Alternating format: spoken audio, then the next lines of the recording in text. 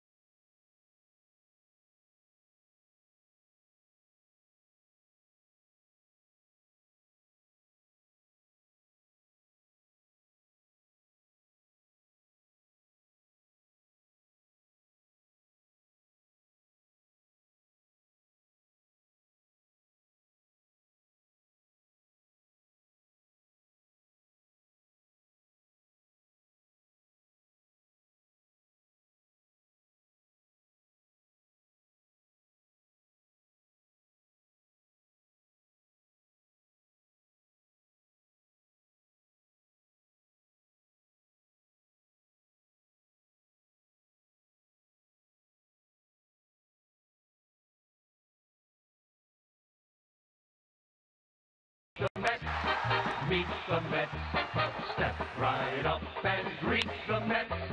Bring your kiddies, bring your wife, guaranteed to have the time of your life, because the Mets are really socking the ball, knocking those home runs over the wall. East side, west side, everybody's coming down to meet the NETS Mets of New York town. It was last August here at Citizens Bank Park when the Mets set a club record, hitting eight home runs in one game. And it was really the game that marked the Mets as an offensive powerhouse and a very different team than what they had been earlier in the season. One of the reasons they had 19 home runs in 10 games last year here at the Citizens Bank Park. Mets and Phillies played 3 games in New York the opening week of the season. Mets won the first game, and they beat Jared Eichhoff in that game. And then the Phillies took the last 2. And Eichhoff, who will be making his 11th career start, will be making his 5th career start against the Mets. It's almost like their personal opposing pitcher.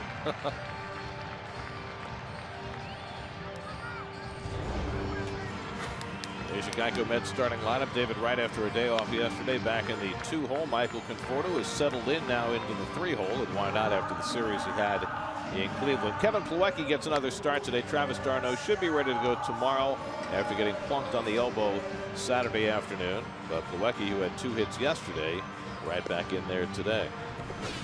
Well, Gary, you mentioned Jared Eichhoff before his 5th start against the Mets. Remember the time he made his 2nd start of his career, first against the Mets. Didn't go well early, but he got better late. See his Toyota numbers so far this season. And defensively for the Phillies behind Mr. Eichhoff, they just inserted David Lowe. They called it from AAA. Lots of speed in left field, lots of speed in right field. Borges and Herrera in center field for the 2nd year. Converted infielder. Franco, Galvis, Hernandez, and Howard around the infield. And Cameron Rupp getting most of the reps behind the plate. David Lowe just called up today. The Phillies outfielders have been monumentally unproductive. They also have Will Venable down in AAA. They've got some options, and Pete McCann, their manager, had said just a couple of days ago that they couldn't afford to wait too much longer to bring up somebody who might jumpstart their offense, and Lowe was the choice today. Well, you told me their numbers. They have just been struggling the last 7 games. 7 games in a row. The Phillies have scored 3 or less, but 3 was enough yesterday. They beat the Nationals and come from behind fashion in the 10th inning on a Freddie Galvis walk-off hit after Bryce Harper had homered in the top of the 10th. Curtis Granderson leads off, and the first pitch of the night by Eichhoff is taken high, and we're underway. Well, the shift by the Phillies against Curtis Granderson. You see Hernandez all the way out in that rover position. And a comebacker to Eichhoff. And Granderson is retired for the first out of the night. 77 degrees at game time. You could not ask for a more perfect day.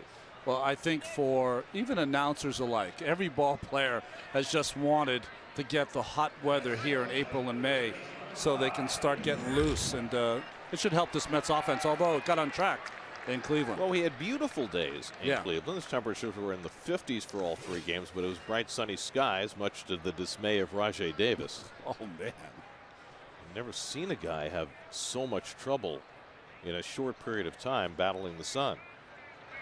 David Wright, first pitch swinging, pops one foul. Rupp back for a look, but that'll be back in the crowd. You know what I found interesting about Davis in the games this weekend, Gary, is that he never got himself turned around. Like, he got in one position, but he never got in a, you know, like good outfielders will get in 2 or 3 different positions, look at it from different angles to see if they can get the sun directly out of their eyes. Finally changed his sunglasses at one point, and then later in the game, Marlon Byrd lost a ball in right field and overcame Davis to bail him out. So you just never know how that's going to go. Eichhoff misses with a curveball inside, 1-1.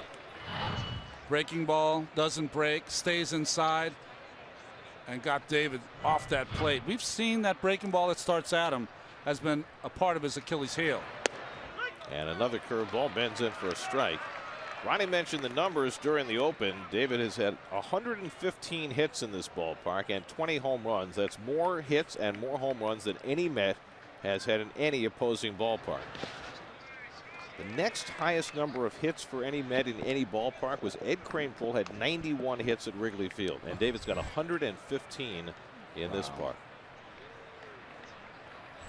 Michael Conforto batting third, waiting on deck.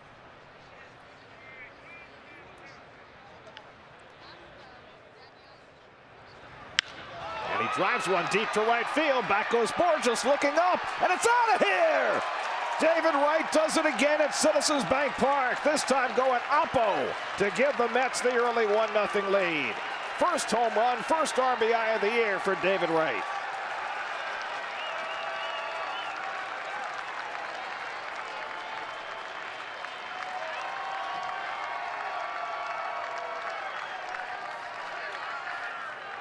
Well, Eichhoff in his short career usually owns right-handed hitters, but he went to the well too often. Threw the breaking ball that bounced him back, a good one for a strike, and then he missed with one. So on the 4th pitch in that sequence, he came back with a fastball, and Wright was ready.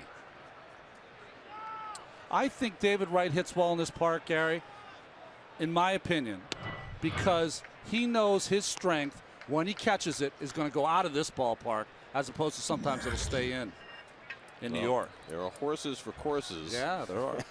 This ballpark just is one David eats up. Now, you know, there are plenty of people who have put up big offensive numbers in this park, but nobody has come in here as an opponent and done what David has. 35 career home runs against the Phillies, 21 here at Citizens Bank Park. 1-1 to Michael Conforto batting third, and he flies one foul, 1-2. So that's the fourth straight game now that the Mets have scored a run in the top of the first inning, all 4 games on this road trip. Well, we always say too soon. Well, it's not too soon for the shift for Michael Conforto. Most of the teams around the league already are shifting Michael. Phillies leave Galvis alone on the left side and shift the third baseman Franco over to the right. And Conforto takes inside. Conforto's done well when he's faced Eichhoff, 5 for 10 with a home run. There's some instant familiarity here with this right-hander whom the Mets have seen so often.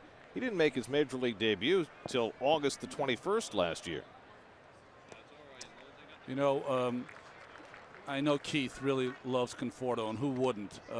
But this is the problem he presents for a pitcher when you're facing him. He has a great sense of the strike zone, so he never ever goes after pitchers, or very seldom goes after pitchers, and he has great balance. He always looks like you have not fooled him.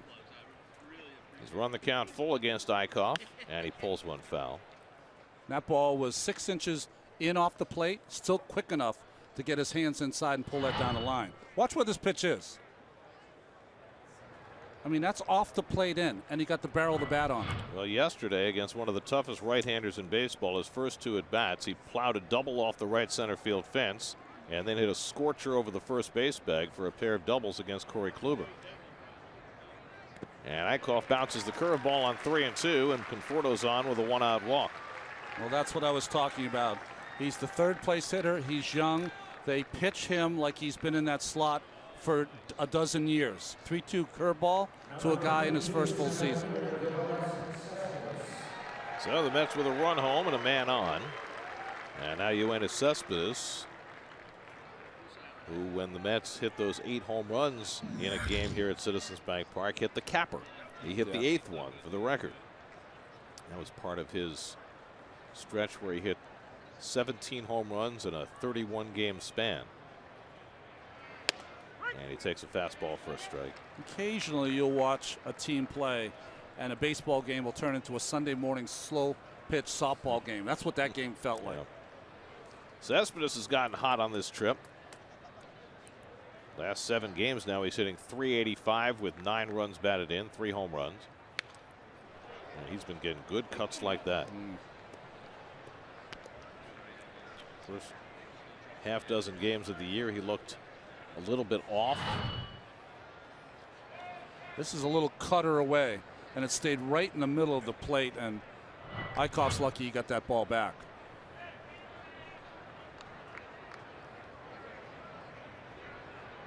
Conforto at first and 1 out.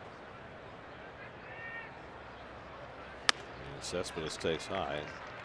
If he's able to lay off the high fastballs, the sky's the limit. Lucas Duda waiting on deck. I mean, really his only Achilles heel are 2 things: the breaking ball in the dirt that he'll chase and the high fastball. Anything that's on the plate he covers. What do you think, Gary? Down the line, Conforto, 10-15 bags a year maybe? Doesn't have a lot of speed. I don't have a great measure for whether he's capable of that. He's a pretty good base runner, but as Cespedes goes down on the curveball, and that's the first strikeout for Eichhoff, 2 out. Well, tried the high fastball and then came back with the breaking pitch. Starts it in the strike zone and bends it out. Good pitch by Eichhoff. Tough to lay off.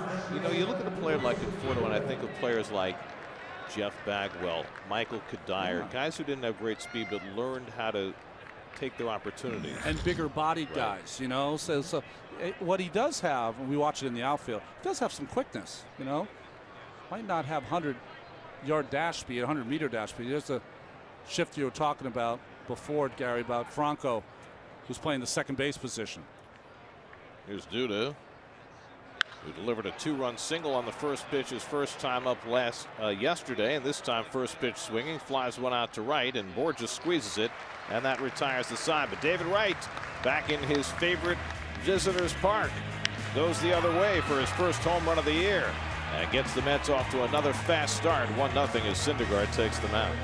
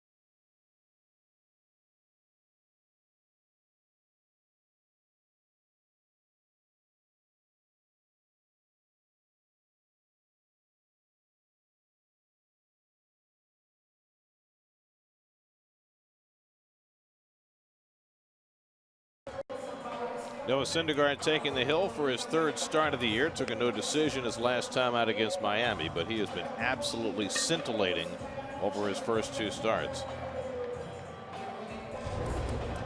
Here's the Phillies starting lineup brought to you by Hyundai. David Lowe just called up from the minor leagues, the former Royal and Oriole. Slots in the 6 hole. Cesar Hernandez, who had a star-crossed series against the Mets in New York. Good with the bat, not so good with the legs. He bats 7th. As the Phillies try and generate some offense against one of the toughest guys to hit in the league. Well, 12 punch-outs in his last game. The swing and the miss has become a big part of Noah's game. Freddie Galvis leads off and takes the fastball at the knees for a strike. Galvis 10 for 45 to start the year, but he had a game-winning hit against his former teammate Jonathan Papelbon yesterday. Walk-off hit in the bottom of the 10th. So you're telling me that for Philly fans, they watch Galvis get a game-winning hit off Papelbon over the head of Jason Worth. That's like nirvana.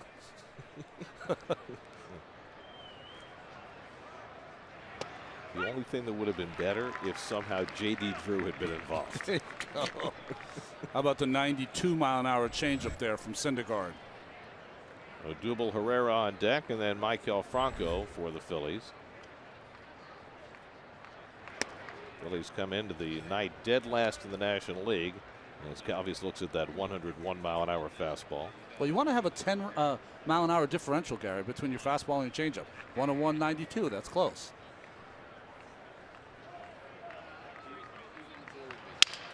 And it's laced into center field. Coming on is Cespedes to grab it for the first out. Well, defensively behind Syndergaard this evening. Cespedes is the one to watch. He's got that contusion from jumping in the stands on his thigh. We'll see how he's moving out there. Conforto and Granderson flanking him.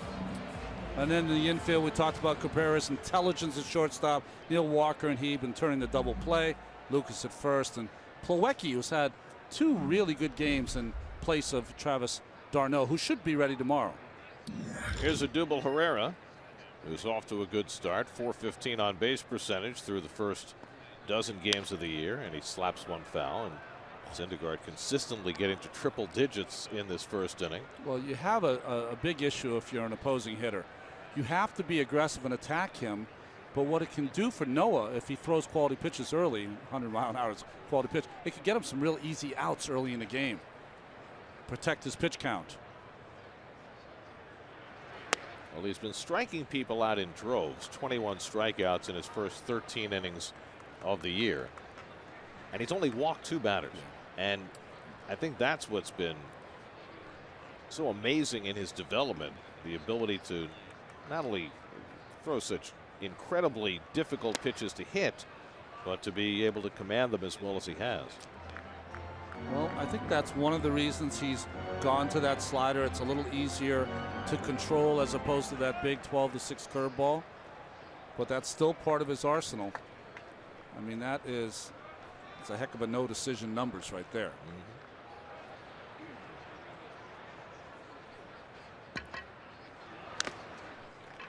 Herrera fouls one into the ground, and it's 2-2. My only issue early in the game is I think Noah's got to watch. Don't be too happy with that changeup, especially thrown at 92, 93, because he hasn't established that 100 miles an hour to these hitters yet. Well, all his velocity numbers are up so far tonight. 2-2 coming, and he bounces the curveball to strike out Herrera, and Plawecki makes the toss for the second out. You've got a young hitter thinking about 190-mile-an-hour changeup, and just change it up and just spike a curveball in the dirt. There's nothing he can do because he's trying to protect. That ball will start around his letters and then break out of the strike zone. So there's the first strikeout for Syndergaard, and now Maikel Franco.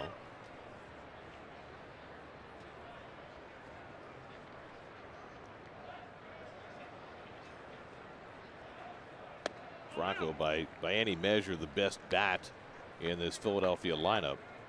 Came up last year, had a terrific half a season before missing time with a broken wrist.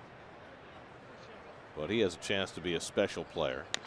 And he nubs one up the line. Syndergaard tracks it and makes the play himself to end the inning. So a dominating first inning for Noah Syndergaard.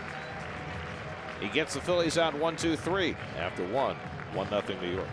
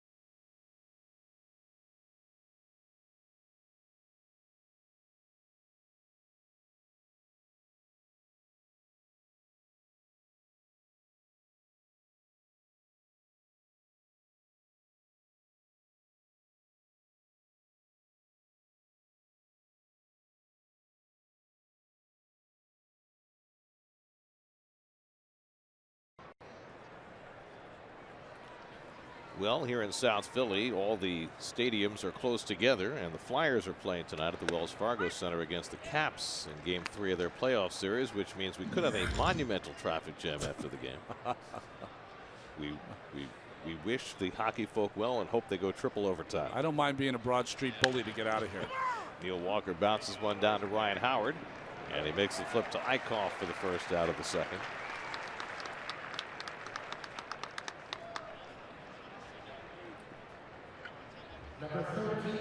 One out and nobody on now is Dribble Cabrera, who had himself a fine time back in his old haunts in Cleveland.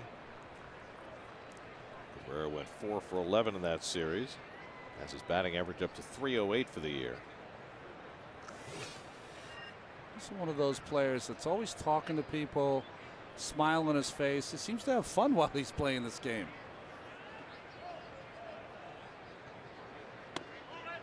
What's interesting is that he came up with the Indians and had some big offensive years early on in his career. Won a couple of Silver Sluggers, went to the All-Star game.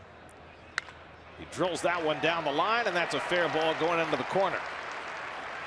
Borges has to go to the wall to dig it out, and Cabrera pulls it at second base with a one-out double.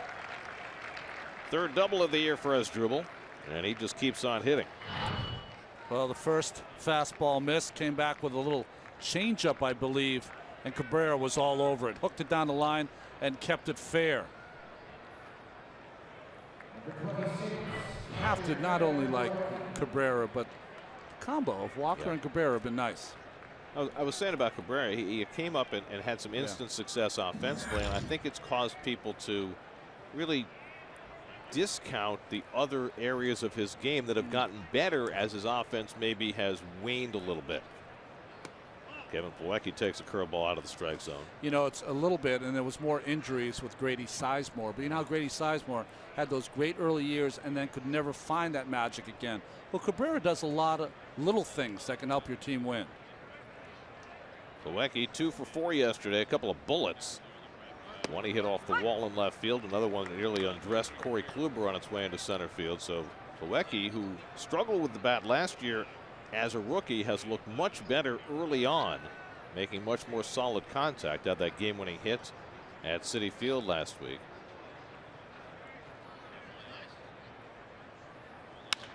grounds this one down to Franco. Herrera will stay put, and Howard has to dig that out for the second out.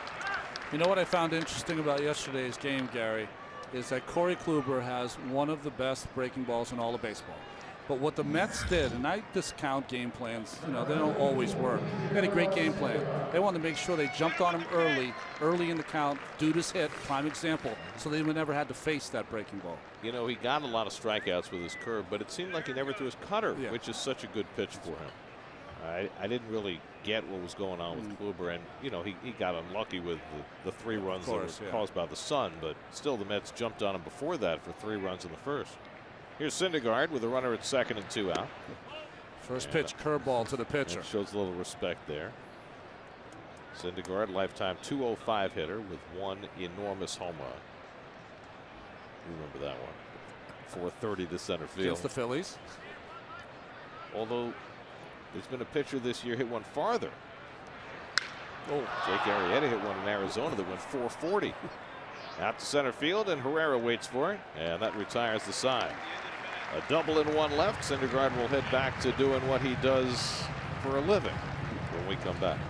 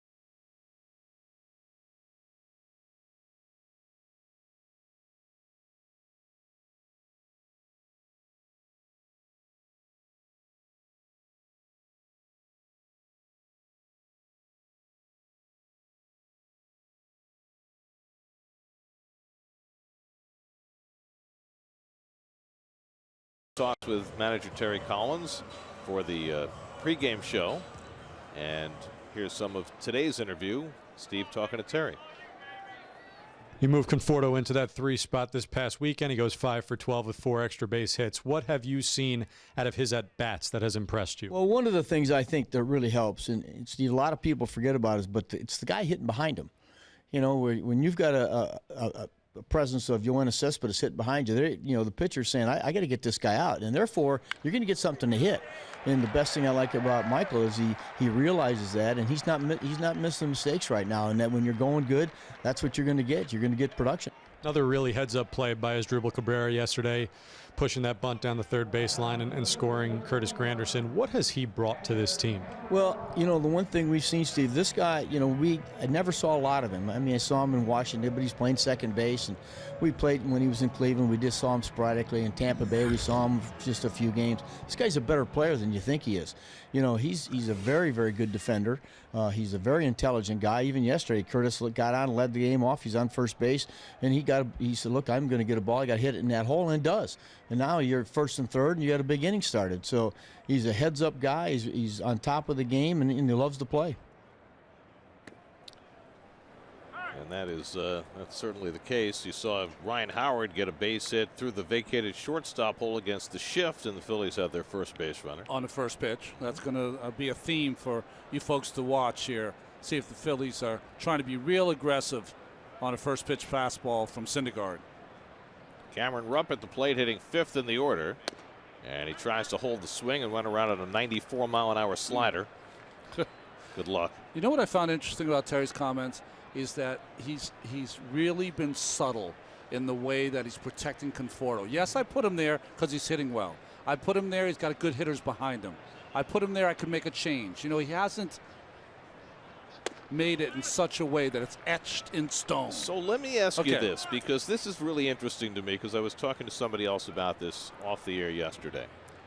When these pitchers have come up, DeGrom, Harvey, Syndergaard, Terry has talked about them in glowing fashion, whether it's talking about Syndergaard's hook from hell in spring training last year, or what Harvey and DeGrom are capable of after just a handful of big league starts. He has talked them up, whereas with Conforto, he's taken the opposite approach. Why do you think that is? Well, I think it is because Terry was an everyday player. So when he talks about pitching, he's talking about something that he never did. So he admires it from afar, but he knows how difficult.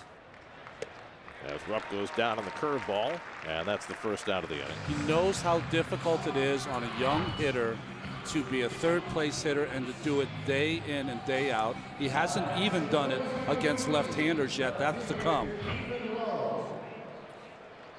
Noah's stuff is just almost unhittable. I know I'm not supposed to say that. He's got both breaking balls going early in this game. Here's David Lowe making his first appearance as a Philly. Lowe played in Baltimore last year, where he was used a lot as a defensive replacement. 84 games, just 134 at bats. Hit just 201. Welcome back to the big leagues. First pitch fastball, 101. Yeah, they don't throw that at Lehigh Valley.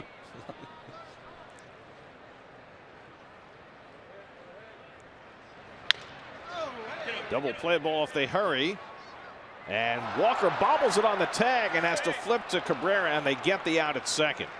Well, the plan for Walker was to tag Howard and then throw to first, but once he bobbled it, he had to go to plan B. Well, he goes to tag Howard, but he loses the ball. Howard's out of the baseline there. It should have been called out anyway.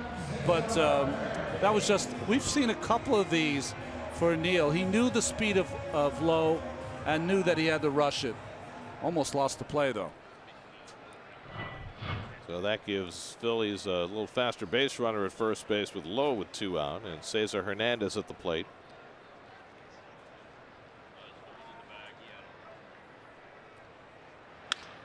And he takes the fastball the other way foul. Now, this is my opinion. If you're facing Syndergaard and you're sitting in the dugout and you recognize the things he has, Lowe's got to steal a base. What's the worst that happens? He's thrown out. Hernandez, who's a leadoff type hitter, leads off next inning.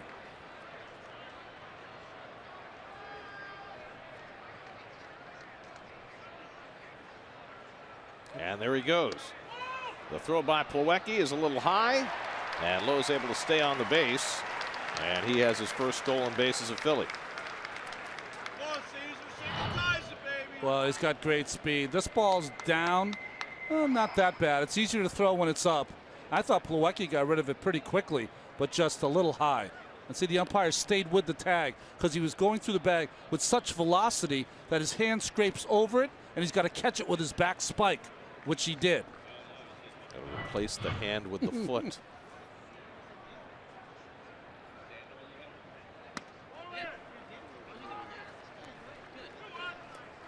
Greg Gibson is your home plate umpire tonight. Ed Hidcock's working at first. Mike Estabrook at second.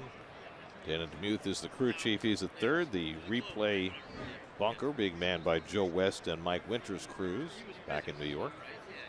2-1 to Hernandez. And the changeup from Syndergaard to get even 2-2. I mean, he really has all 4 working today. He really does. And it's an embarrassment of riches for him out there. It's, okay, what do I throw this time? Hernandez was a pest in the series in New York, went 6 for 12 in the 3 games.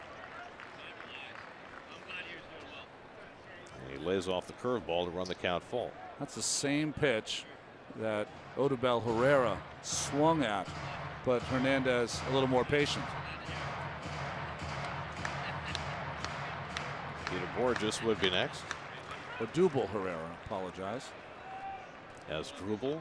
I know how Odubel. I want to say it. I just don't always say it. It's like Uma Oprah. Asdrubal Odubel. That's right.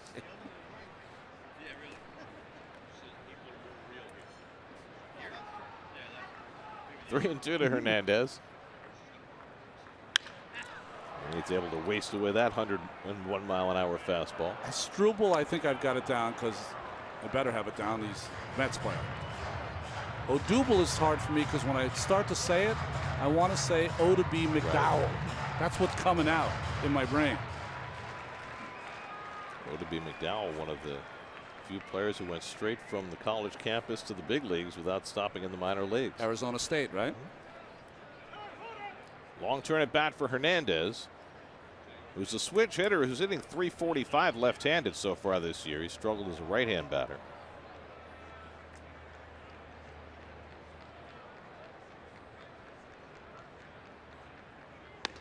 And he takes up and in with the slider for ball 4. So Syndergaard pitching him carefully with first base open.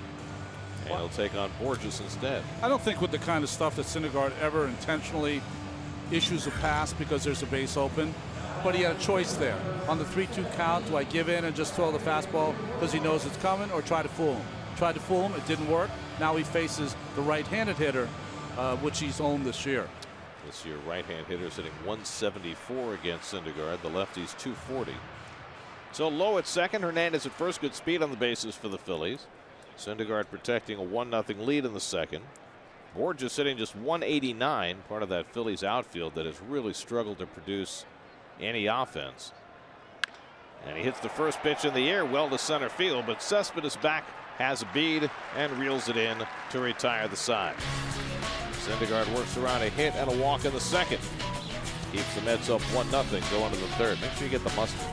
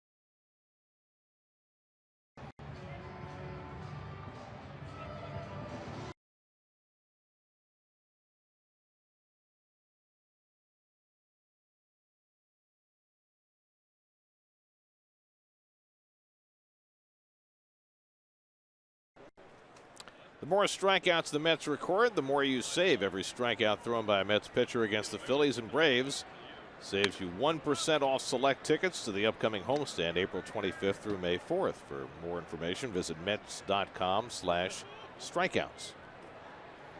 Curtis Granderson leading off the third inning with the Mets up 1-0. Curtis had a comebacker his first time up. Looked a little better with the bat in Cleveland. Had a double, a triple, and a home run, albeit the triple was sun-aided.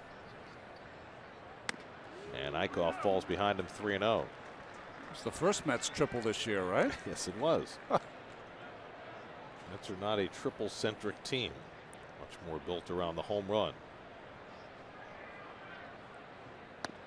And that's a 4-pitch walk to Granderson to start the third. Second walk given up by Eichhoff, who had walked just 2 batters total in his first 2 starts this year.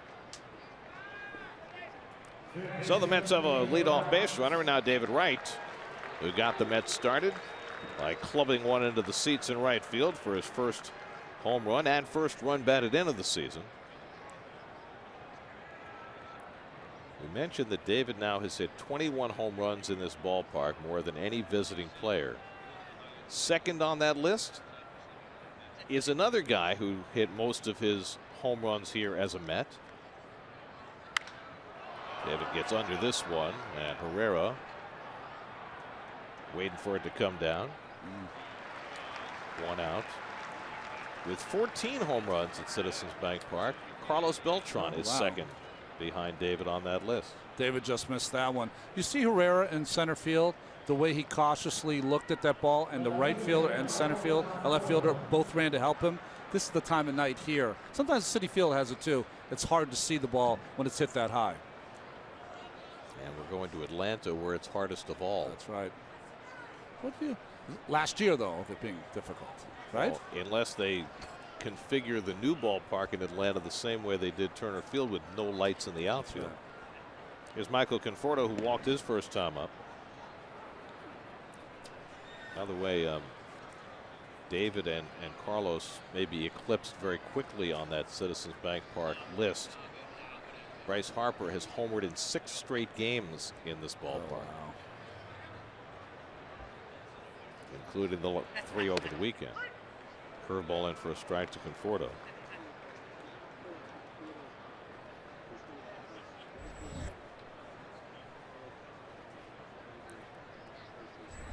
Cespedes waiting on deck. They've got the shift on against Conforto with third baseman Franco over on the right side.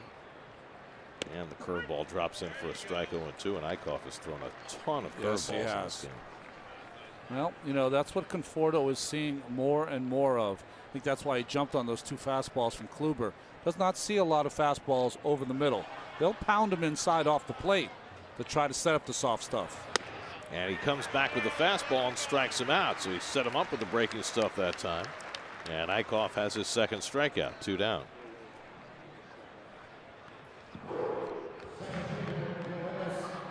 Here's Cespedes, who struck out his first time up.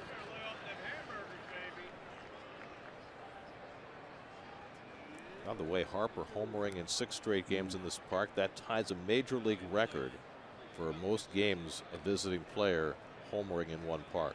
Is it me, or like every day he sets another record? I think the scary part about Harper is that he's getting better. Yeah. Well, I mean, he was the MVP of the league last year at age 22. He had phenomenal off the charts numbers, and he's a better player now than he was last year. I agree.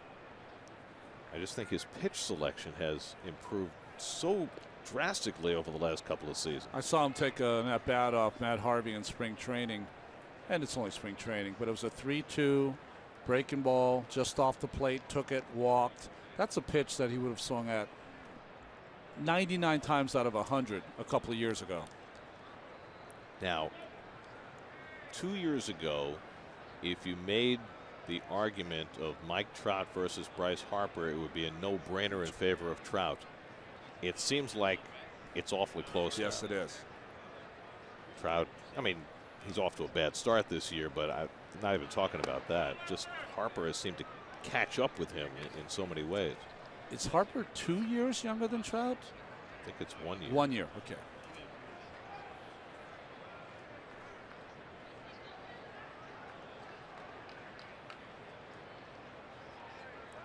Granderson at first and 2 out. And Cespedes takes just off the plate, 2-1. Mets don't see the Nationals till the middle of May. I think May 17th is the first meeting. Washington got off to the great start, finally lost a game yesterday after starting out the year 9-1.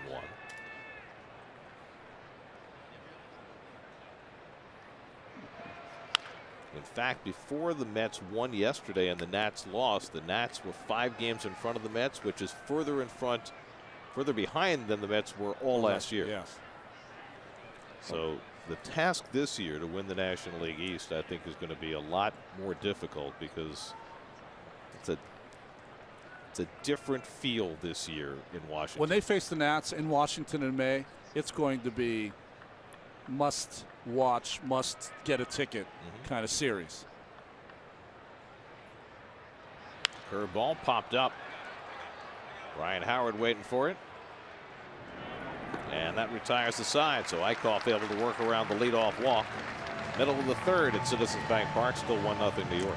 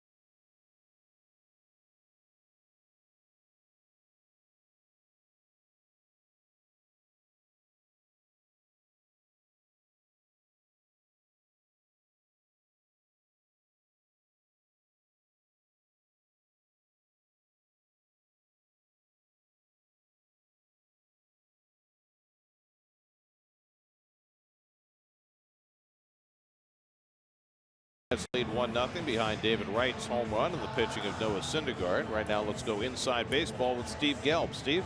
Guys, top half of the inning, you were talking about Bryce Harper. And Gary, you mentioned that he seems to be getting better in terms of his plate discipline specifically.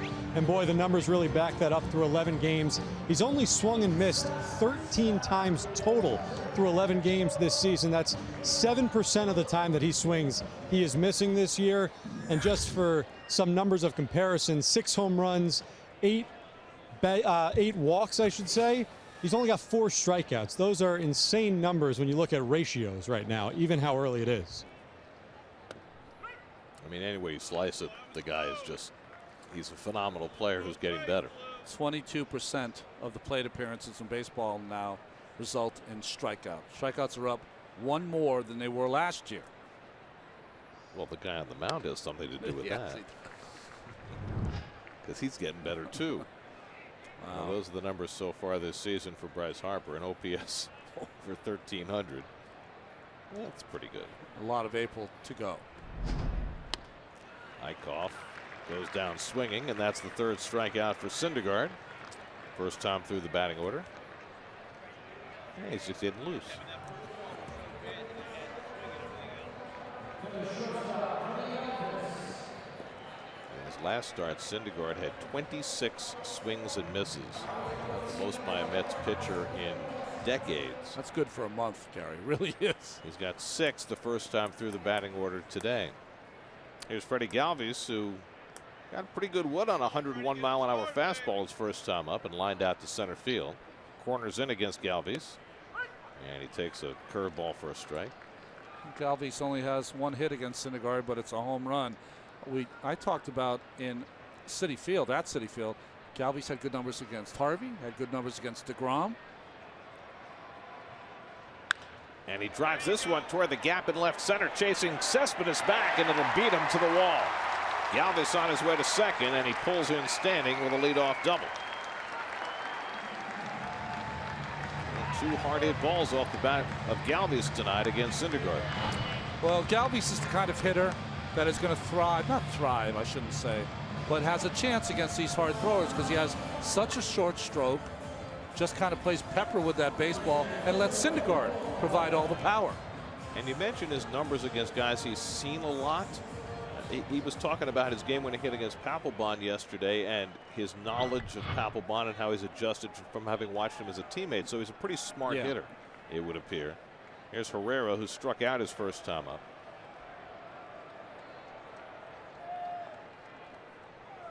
So for the second straight inning, the Phillies have a runner in scoring position against Syndergaard.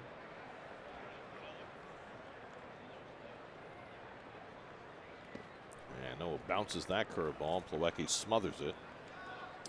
I've been pretty impressed in the starts that Kevin's had. He's improved on blocking the baseball from last year. He's kind of taken that throwing hand out of play, kind of hurls his body at the ball to keep it in front of him. I like his technique. Watch him. Takes that arm out, drops the glove down, and just uses that chest protector with the head down, looking at the baseball. Turn that chest protector into a big pillow. You know, and do you really see the baseball hit the ground? Probably not. But you know why you keep your head down? So it doesn't come underneath and get you in the throat. That's why you got to keep your head down. Rather take it off the mask. Yeah.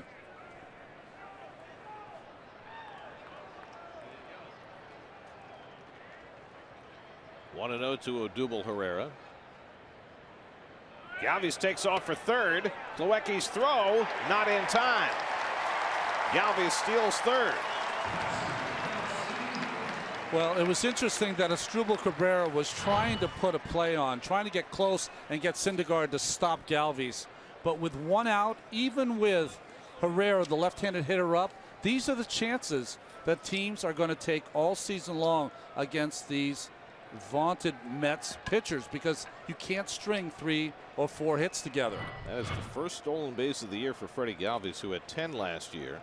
Mets are going to play their infield back here, so it's a situation where Syndergaard could use a strikeout, but he's behind on Herrera 2-0. Runner at third and 1 out.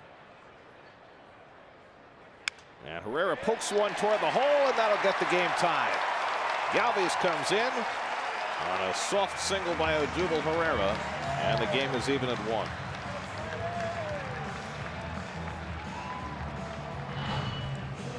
Well, nice offensive inning here by the table setters. The defense is swung over. Cabrera shading up the middle. So Herrera gets jammed here. Doesn't hit the ball hard, but hits it in the right spot. So there's the third hit against Syndergaard. And the Phillies get the game even. And here's Michael Franco, who hit a little dribbler that Syndergaard fielded his first time up. You know, Gary, Syndergaard's given up 3 hits, okay? 1 to Howard through the shortstop hole, 1 here to Herrera. You've got to factor in the 100 miles an hour when you're setting this defense to pull. You just have to, or you're going to be in harm's way, like these 2 out of these 3 hits. Doesn't make any sense to me. Throws too hard. Of course, that's part of the issue with shifts, right? If you shift one way for a fastball, you would shift a different way for a curveball, right? But nobody's doing that. Chopper towards short, might be 2. Nice pickup by Cabrera, and Walker with the turn to retire the side. Asdrubal Cabrera making it look easy, fielding that short hop to start the 6-4-3 double play. Sure hands and short. Phillies, though, get a run and tie the game at 1.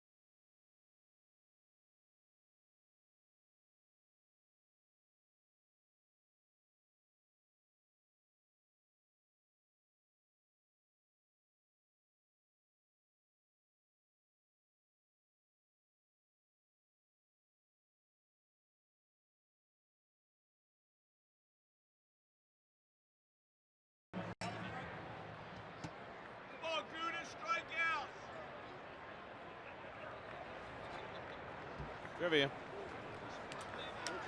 After the batter. Fourth inning in a 1-1 game. Lucas Duda leads off against Jared Eichhoff. Duda flied out to right his first time up, and he takes a curveball up high for ball one. The numbers on Eichhoff coming into the game through his first 2 starts, he threw his curveball 27% of the time. It's got to be up from that tonight. Yeah, it's like 1/3 of his pitches tonight easily. Duda gets jammed and pops one up into shallow center. And Odubel Herrera is there. 1 out. Had a little Mrs. Pac-Man moment here in the booth. Did you see that? No, I missed it. Oh, the TV screen went out, monitor went out, and it was. Oh, Al, camera 2 on the fritz. Might be the best chance of us getting an Emmy for a show. Get Al off the camera. Here's Neil Walker, who grounded out his first time up.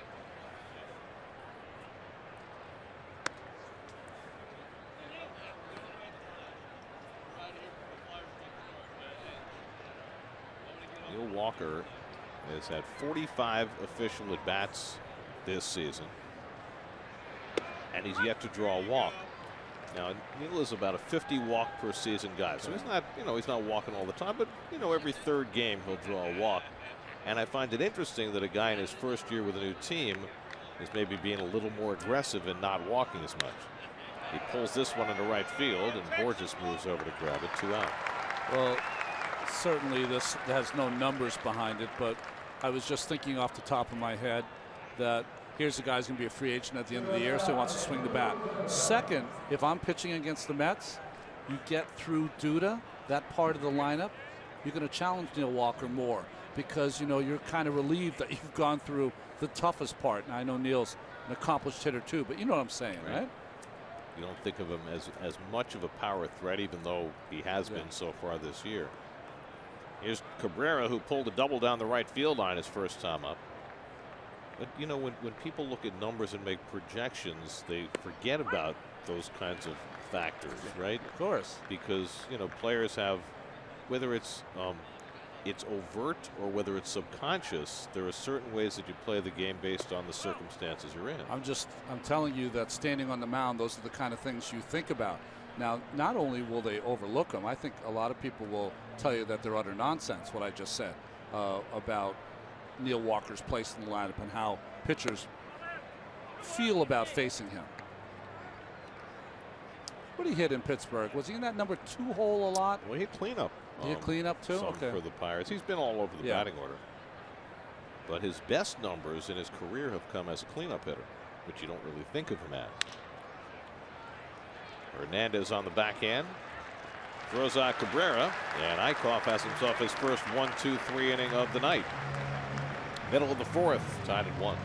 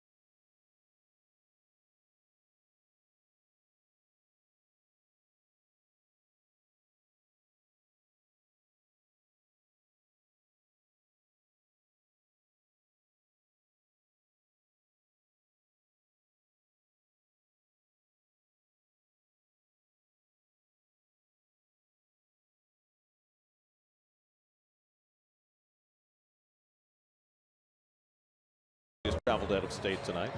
Is he wearing a Pennsylvania or Princeton? Looks like a Princeton. Yeah. Something. Hoodie. Here's your Verizon trivia question for tonight. Phillies pitchers lead the majors in strikeouts.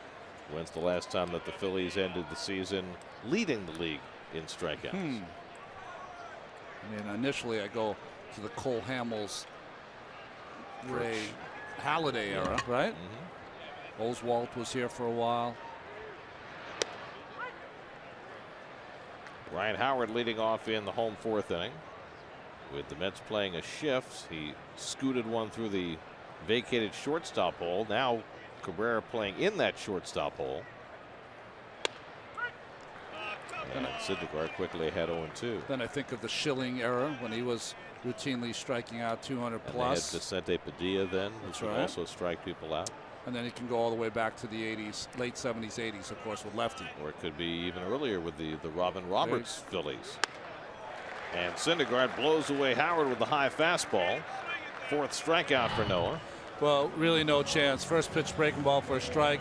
Got the call on an outside low fastball, and that's Ryan's Achilles heel. Always has been. That fastball up. So 1 out and nobody on. Now Cameron Rupp. What was the World Series where the Yankees, 2009, where they beat Philadelphia? They pitched Ryan Howard the same every at bat, just high fastballs. Well, the Mets have had a lot of success over the years doing that, but he still hit 45 home runs against them. It's Cameron Rupp taking a strike. Well, this is like his 164th or 165th game against the Mets. He's got 45 and 130 or whatever. Well, it's not his best year. He's 58 one year. Still pretty good. It's still pretty good.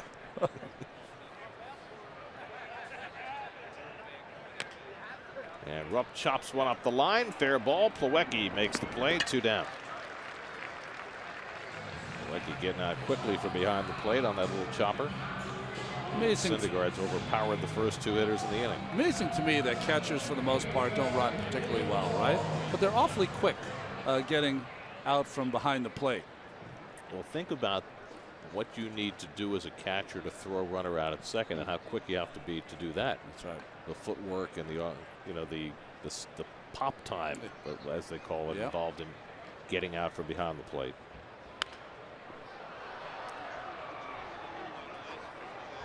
City probables for the remainder of the series. Logan Verrett gets his second start tomorrow night against the dynamic right-hander for the Phillies, Vince Velasquez, who has yet to allow a run. Coming off a 16 strikeout performance against the Padres. Bartolo Colon, Jeremy Hellickson in the Wednesday night game.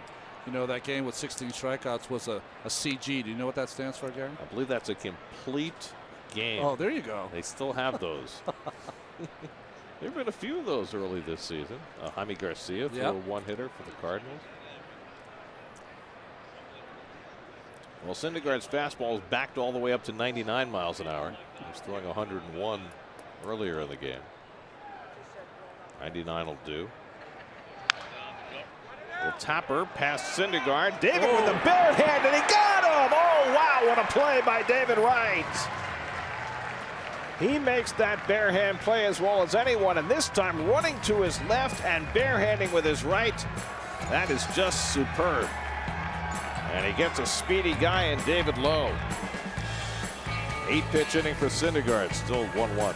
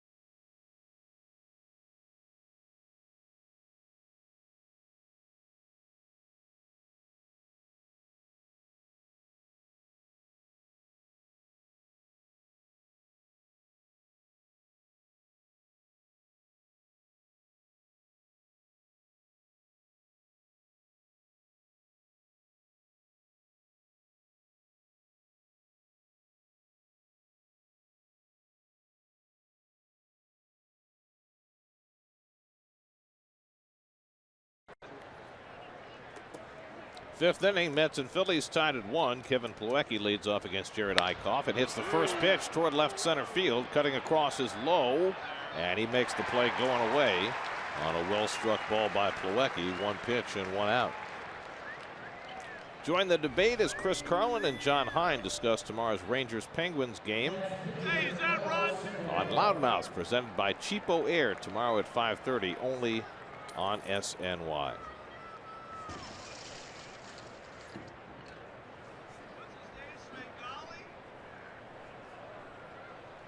There's Syndergaard, who flied out to center his first time up.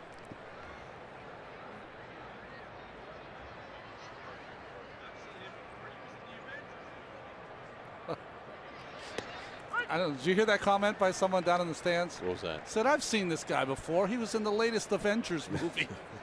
It was one of the fans just said that. That's funny. And Syndergaard strikes out. Rupp slaps the tag on him. And that's the 3rd strikeout of the night for Eichhoff, who's now retired 8 Mets in a row. Well, David Wright hit a home run, second batter of the game, and Eichhoff has been able to hold the Mets in check since, giving up just 1 more hit. Eichhoff shows me something. We were talking about his first start against the Mets, where he gave up some runs early and then kind of steadied the ship. He's got a lot of insides, this kid, because you know, you give up a home run early, sometimes it'll affect your game if you're a young pitcher. It has not affected his. And how about this? If you're Jared Eichhoff and you throw 92 miles an hour with a pretty good curveball, and you're sitting in the dugout watching Noah Syndergaard and the stuff that he brings to the table, how do you handle that emotionally and not try and match Syndergaard fastball for fastball? Well, what's good about it is that the disparity is so big, Gary, that you know you can't match it. So you just kind of pitch your game. That being said, anytime you face an elite young pitcher or an elite older pitcher, and you might not be that elite level, I certainly had confrontations like that. Boy, it's a notch in your belt if you can take them down, and that's how you feel about it. Competition brings out the best in you. Anderson gets tied up in the curveball, and he went around for strike 3. So Eichhoff really rolling now. He struck out 4, and he's retired 9 in a row. Halfway through in Philadelphia, Mets and Phillies tied at 1.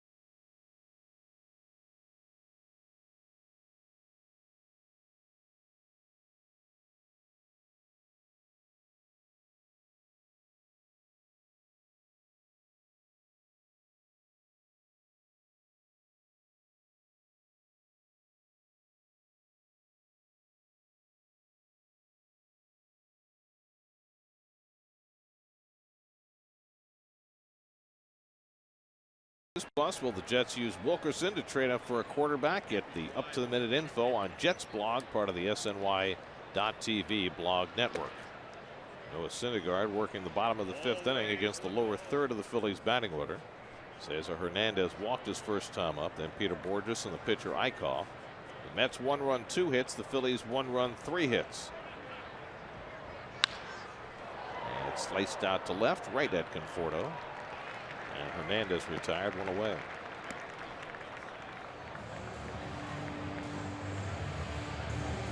Here's Borges, who flied out to center his first time up.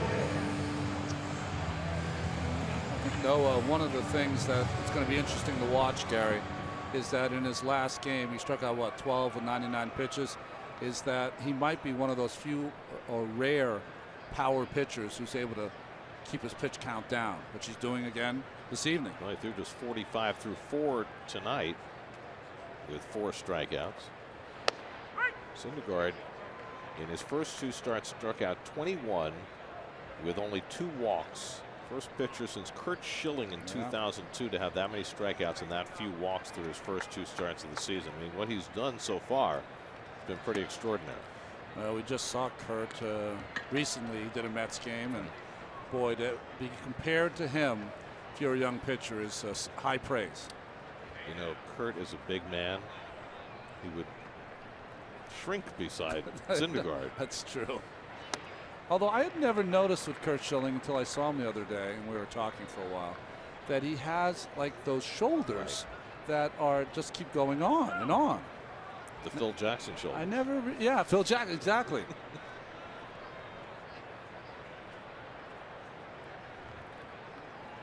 1-2 coming. Borges able to foul back the 99-mile-an-hour fastball. You know, Schilling got the reputation that he got because of the work he did with the Red Sox and the Bloody Sock and all that. Yeah. But when he was here in Philadelphia and he was pitching as the ace of the staff for teams that may not have had quite as much talent as those Red Sox teams, he was unbelievable. Yeah. And Syndergaard with the curveball strikes out Borges, and that's strikeout number 5. 2 out and nobody on. So one of the things we noticed is that it seems like his curveball is a little sharper than his slider. Remember the last 2 starts, especially that one in Kansas City, his slider was as good as any slider I've seen in the game. It's not quite what it's been in his first couple of starts. His curveball, though, is better than it's been in the first 2. Here's Eichhoff, who struck out his first time up. Well, if you look at the pitch usage for Syndergaard through his first 2 starts and compare it to last year, it's backwards with the 2 breaking balls. Last year, he threw his curveball 22% of the time and his slider only 2%. This year, curveball only 9% and the slider 24%. It looks like he's evened that out a little bit tonight. Well, I will tell you folks at home, very rare, and I wouldn't put it past Noah, it's very rare for a pitcher to have both breaking balls working. It's usually one or the other. And sometimes you go 3 or 4 innings and the curveball's working, and then the slider will kick in. But very rare to have both of them working. That's when you have your no-hit stuff. That's drilled to deep left field off the bat of Eichhoff, and over comes Conforto to get inside and retire. That's as good contact as the Phillies have made all night. But Syndergaard has now retired 7 in a row, and we're through 5 with the game tied at 1.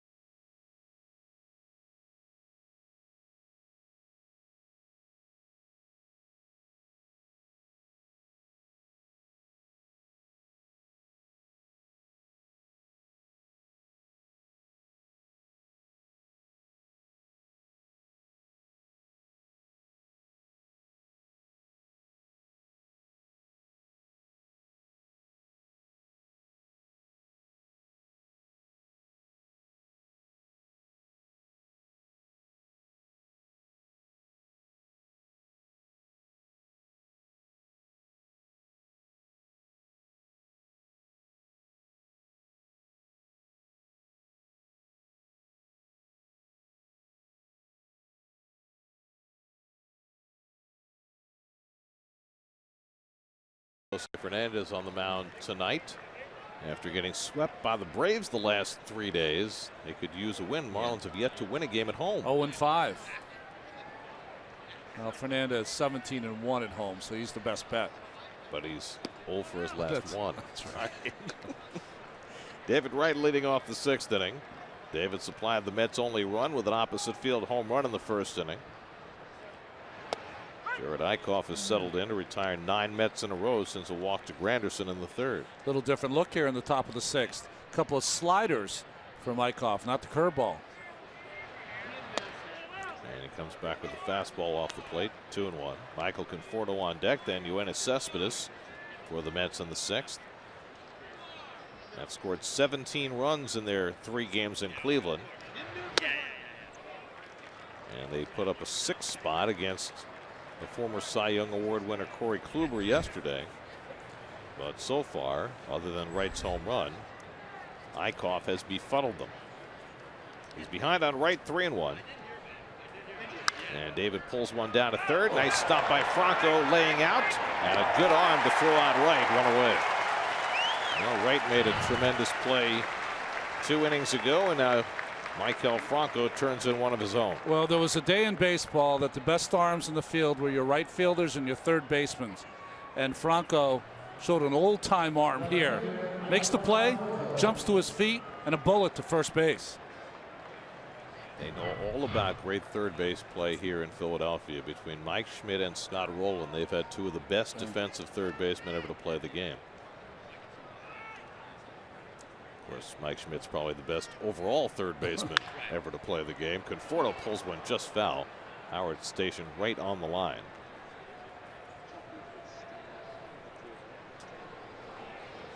Let's check in with Steve.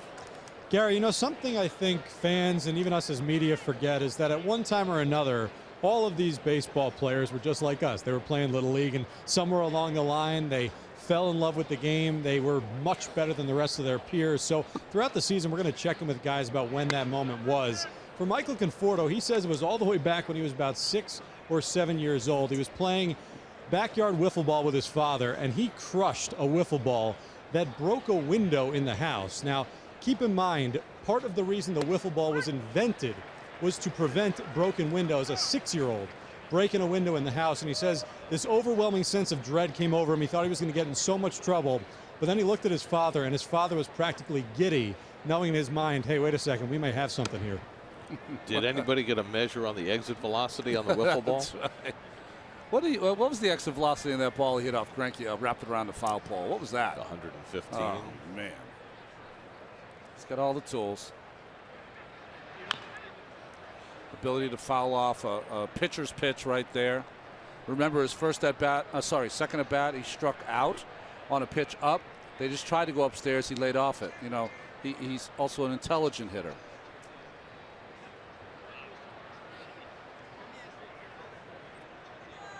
Two from Eichhoff, and the curveball struck him out. So Eichhoff fans Conforto for a second time. 5 strikeouts for Eichhoff, who's now set down 11 in a row. Well, Eichhoff has mixed it up enough against Conforto.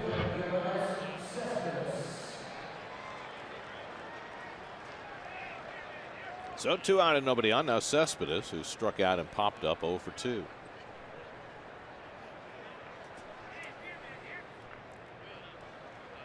We're 1-1 here. Across the street, the Flyers and the Capitals are 1-1. Oh, wow. Well, Cespedes, we've seen this more and more. They stack those infielders on the left side to make sure to close up some of those holes. But Cespedes has had some good swings against Eichhoff tonight. What was nice about his series in Cleveland, and maybe it was because his leg was hurting a little bit, but he drove the ball to right center field.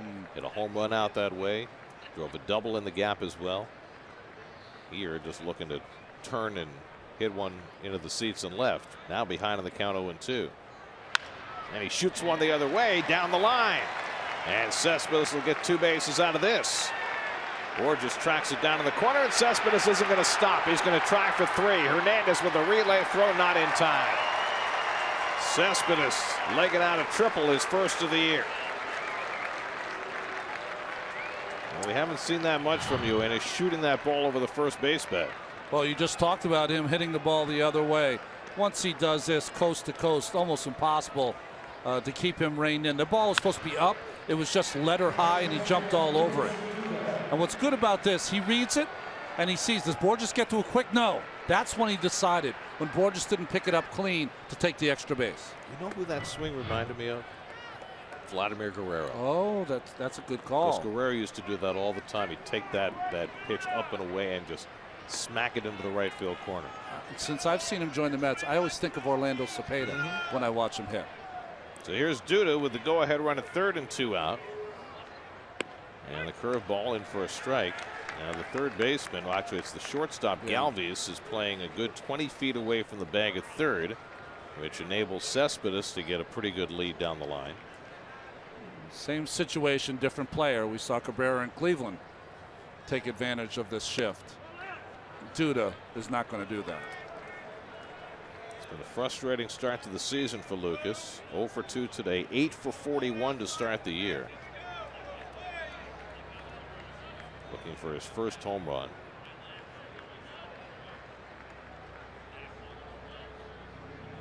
And another curveball from Eichhoff. Another one in for a strike. Well, he's got the feel for it. Yeah, he's been able to put it wherever he's wanted to. He's been able to throw it for a strike, and he's been able to throw it for a ball when he's wanted to.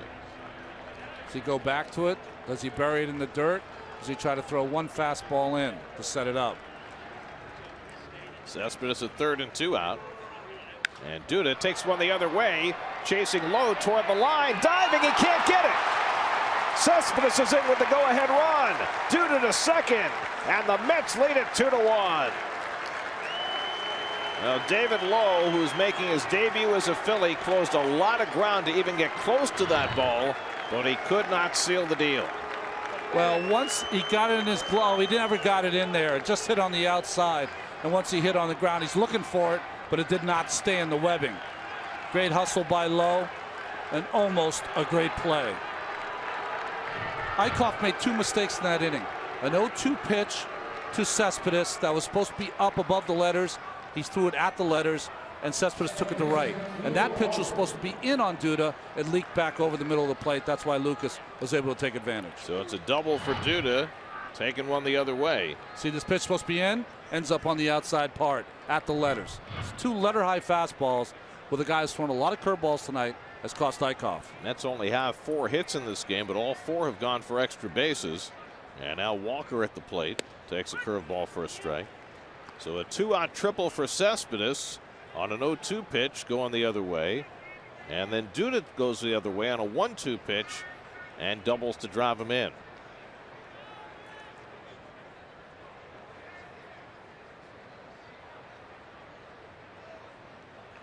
And Walker goes the other way and slices one down the line. Foul. You know, Gary, the pitch to Duda is a prime example of sometimes pitchers are too smart for their own good.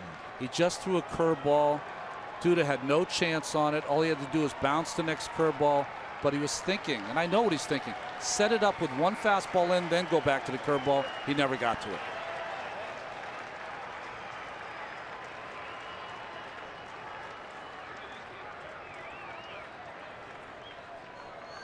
Now he's ahead on Walker 0-2, trying to avoid making another mistake behind on the count, and he doesn't this time as he strikes out Walker with the curveball to end the inning. 6 strikeouts for Eichhoff, but the Mets regain the lead. 2-out extra base hits for Cespedes and Duda, and the Mets lead 2-1 in the 6th.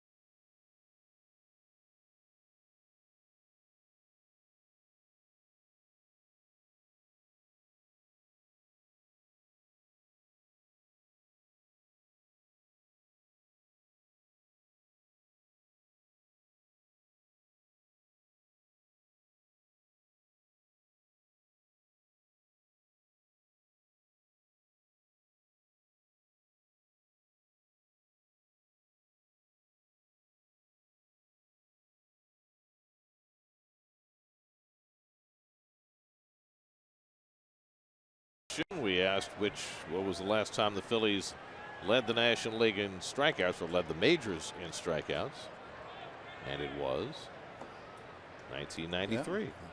That's the Schilling days when he was the ace of that team that won the National League championship. Yes. Lost out to the Blue Jays. Game 6, Joe Carter off Mitch Williams, and that's how close they came.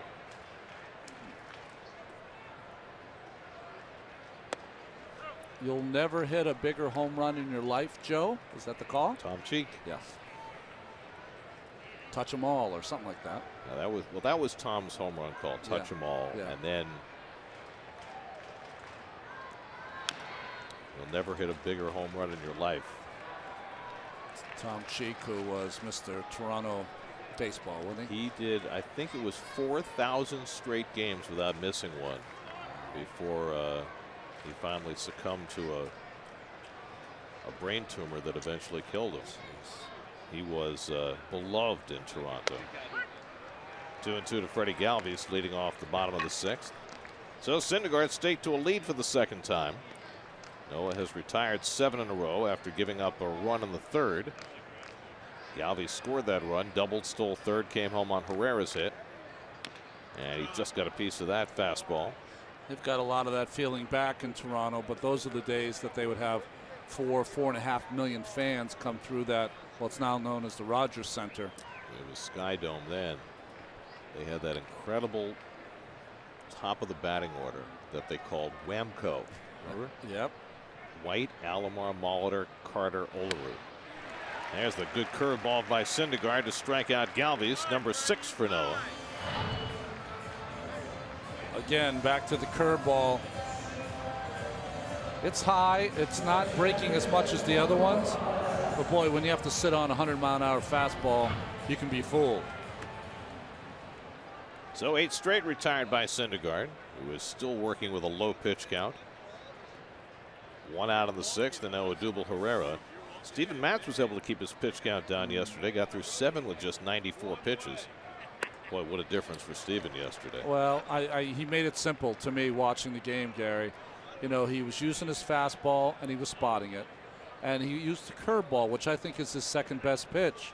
He didn't throw many in the 2nd inning of that ill-fated first start. 1-1 to Herrera. You know, I think we tend to forget. We lump in Matz with all these guys. He does not have the professional starts that a lot of these other guys have. So he's kind of learning on the job. So you have to be a little more patient with him. But you can still, like yesterday, have the same results. I mean, yesterday was his 8th major league start. Exactly. If you take away the postseason. Herrera overmatched on that curveball, and it's 1-2. He's gotten a lot of mileage out of his curve today, something he has rarely thrown in the early season.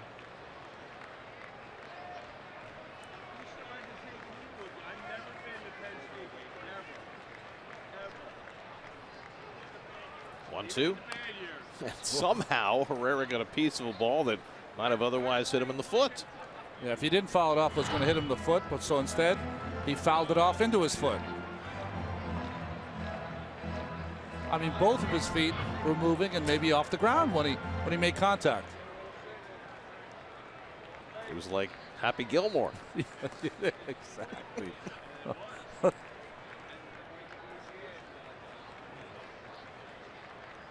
1-2 from Noah, and it's too high.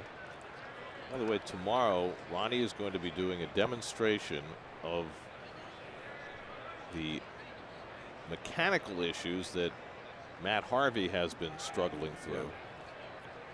I mean, I know Dan Warthen addressed it and talked about that he's collapsing a little in the stretch on his back leg.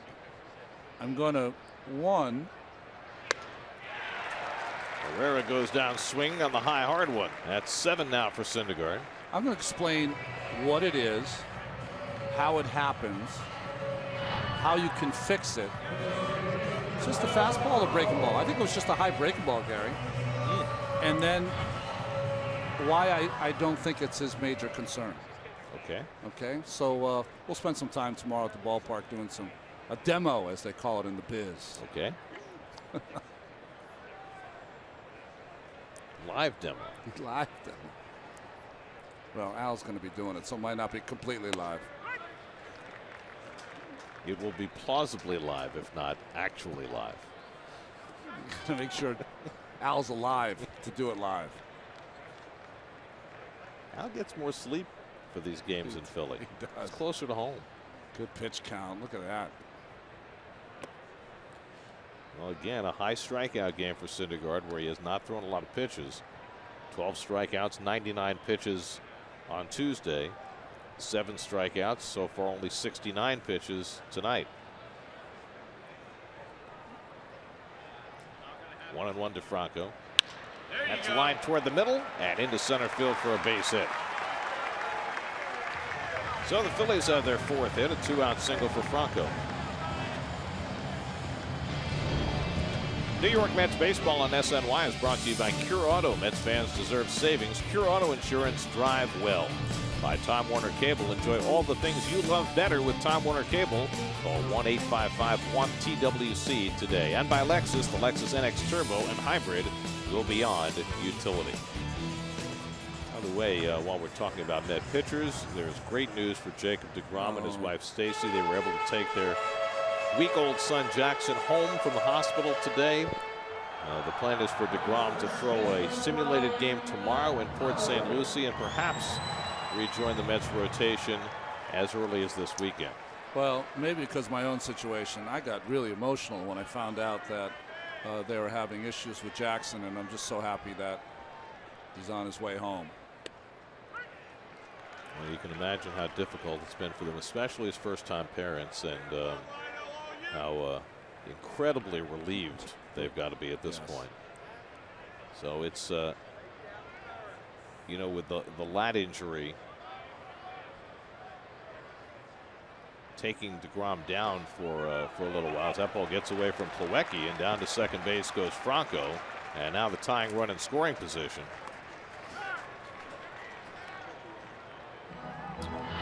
Well, this breaking ball, he's sitting on the outside part. Now that's a pitch that if Kevin saw that on tape, he'd say he's got to be better than that and block that. That should not get through him. Will be a wild pitch, though, because the ball did hit the dirt before it got to him.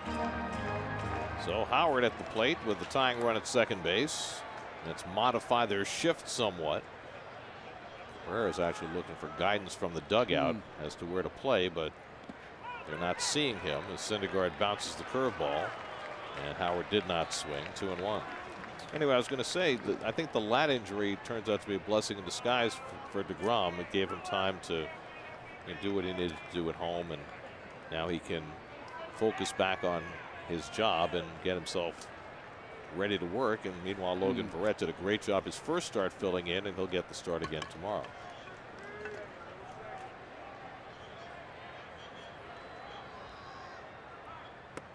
Here's the good curveball by Syndergaard. 2-2. You know, the perils of professional sport, right, Gary? Is lat injury, issues at home, good curveball here, and all he's got to do is come back and throw 7 scoreless, because that's what you expect. That's what professional sports all about. 2-2 to Ryan Howard. Just got a piece. 100 miles an hour, sinking away. That's a tough one to foul off. That was the first time I've seen him in quite some time air it out. He took that two-seamer and said, I'm going to throw that as hard as I can on that outside part and let the movement maybe elude Ryan Howard. I'd go back upstairs with a fastball. Franco at second and 2 out. 2-2 to Howard. And he lays off the curveball. 3-2.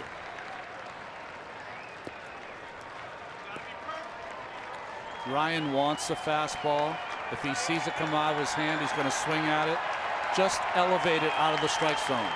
He will swing at it. He got him upstairs when he struck him out in the 4th inning.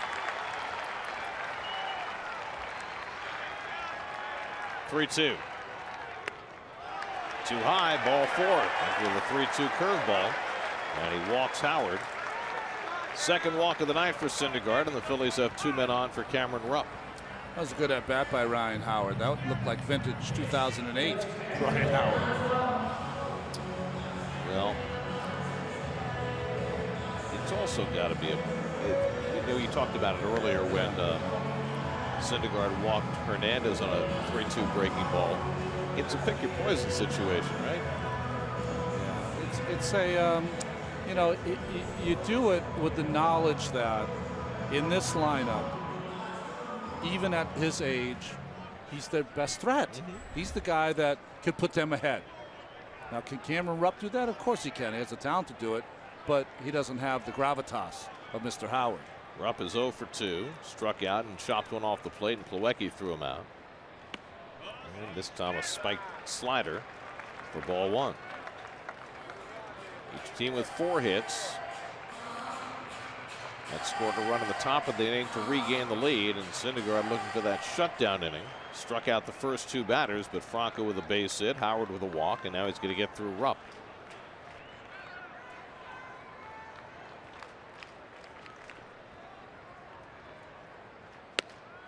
And a fastball for a strike at 100. Such a weapon to have the count in the hitter's favor. He knows a fastball is coming, and he still can't pull the trigger.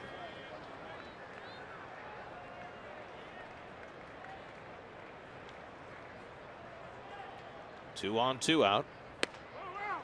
And that one just off the plate. 2-1. Talked about Syndergaard's dominance against right-hand hitters. The righties tonight just 1 for 9 against him. Franco had that hit a moment ago.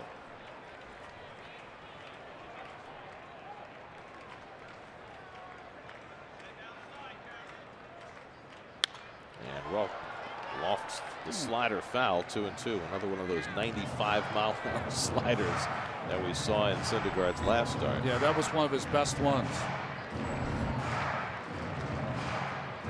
David Lowe, the on-deck batter. Short and on the black. Not as much break as it has been in his first 2 starts, though. 2 on, 2 out, 2-2 to Rupp. Got him looking. Side retired. Syndergaard strikes out 3 in the inning. He's got 8 strikeouts on the night. Rupp is frozen, and the Mets lead it 2-1 after 6 in Philadelphia.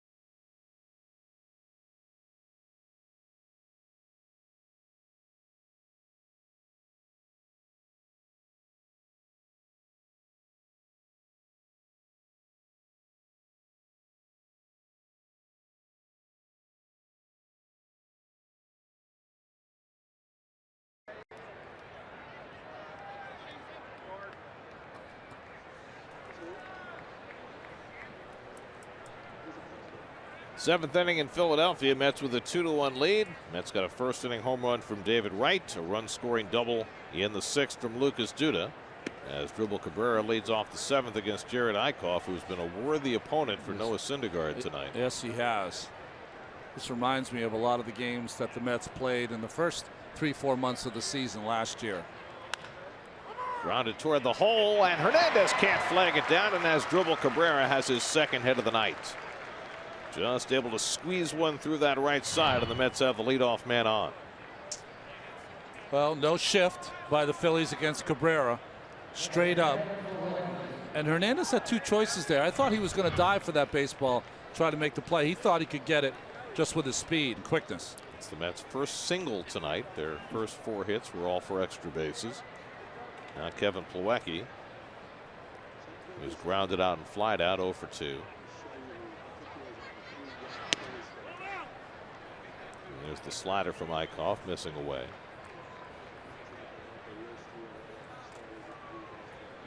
Plawecki looking down to Tim Tuffle for signs, but it's hard to believe anything's on here with the pitcher on deck. You know, Syndergaard, DeGrom, they're a little different animal. You know what I mean? They're 3/4 of an everyday player. You know, so you can do some things that you wouldn't necessarily do. And they're both left-hand batters. Hit and run, you know, things like that.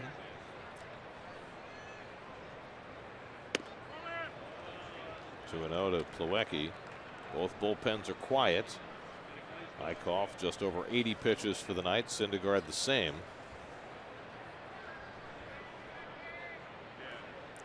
Eichhoff threw 7 scoreless his last time out against San Diego, striking out 9. There goes the runner. A hit and run was on. Good call, Ronnie. So on 2-0, Terry plays hit and run, and Plawecki fouls it off.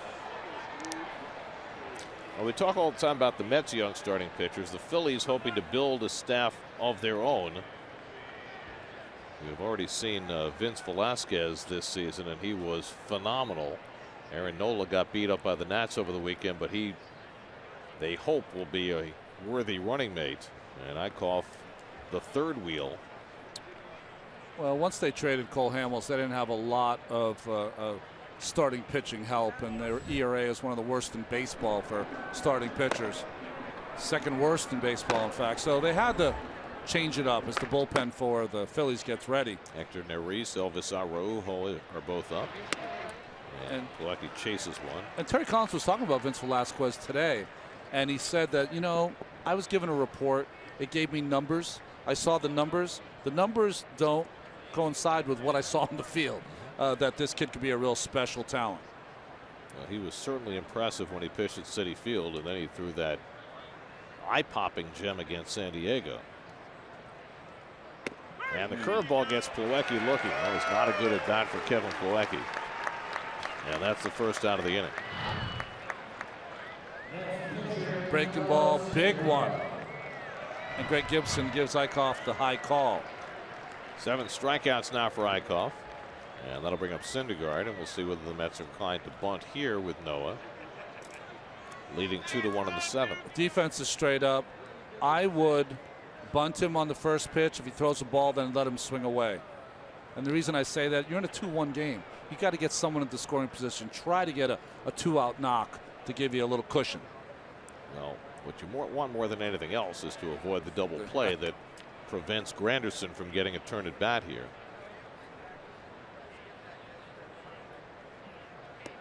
What's that old saying? If you think you're going to head into a double play, strike out. Yeah. Well, he was sitting there. First pitch curveball he took.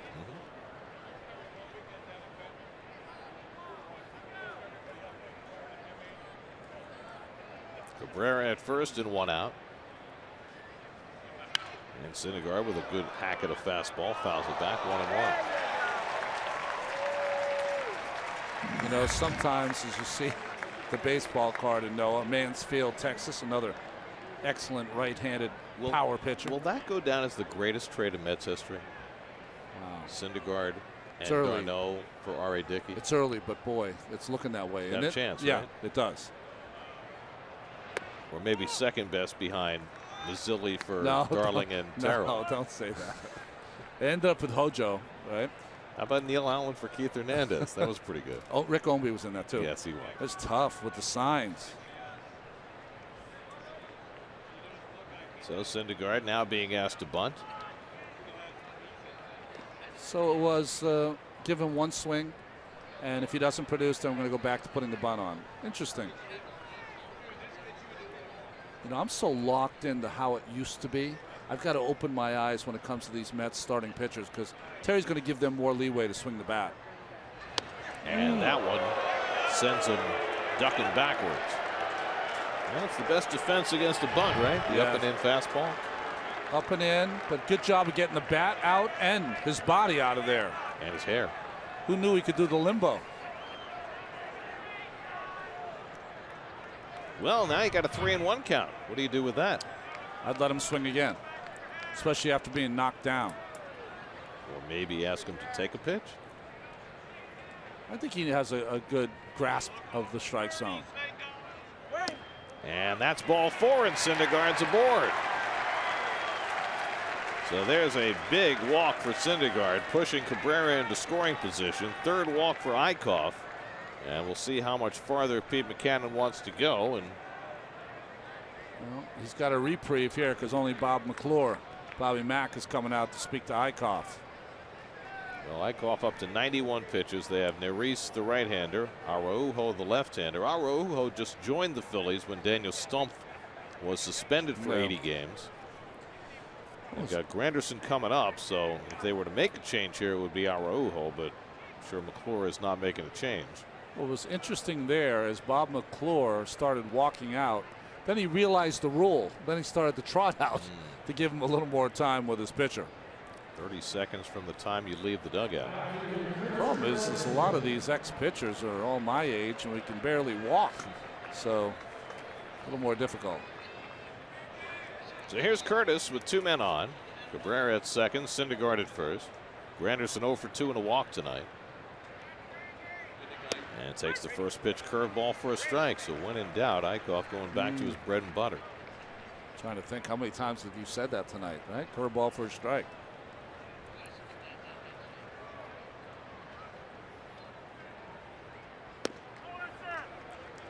Ball and a strike to Granderson with David Wright on deck. Very unusual defensive placement, okay? Up the middle, 2 for the middle infielders. Ryan Howard right on the line at first base. That's a big hole between first and second. And Curtis goes after the curveball. 1-2. You know, we see curveballs before, and his just really does not stop breaking. It starts around the letters and ends up in the dirt. There's the defense I was talking about. Look at Ryan hugging that first base line. 1-2 coming to Granderson. And he struck him out with the curveball. So Eichhoff threw 3 curveballs of the 4 pitches in that at bat. And he gets his 8th strikeout of the day, 2 out of the inning. Well, when you have a breaking ball that's this big, what happens for the hitter is that the first time he sees it, or the first initial reaction, is it starts in the strike zone. That's why you get the reaction that you got from Granderson. That is a true drop. Yep. That curveball. So 2 out and 2 on. Now Wright. David was robbed of a base hit on a terrific play by Franco at third base his last time up. But it was Wright's home run that provided the keynote tonight. Second batter of the game. He drilled one well back in the seats in right field for his first home run of the year. Now batting with 2 out and 2 on in the 7th. And that curveball stays high out of the strike zone. Eichhoff was hurt with the fastball away that David hit into the stands. So you would think that he's not going to show David that pitch. A lot of breaking balls. If he does use a fastball, maybe inside as opposed to outside. Gets the slider in for a strike, 1-1.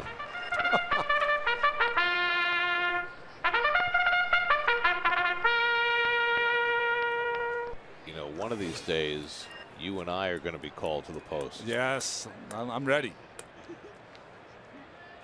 They are stitching our racing silks as we speak.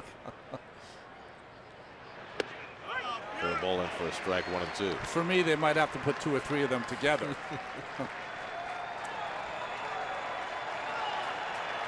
On a summer night, sometime this year, you and I are going to go racing.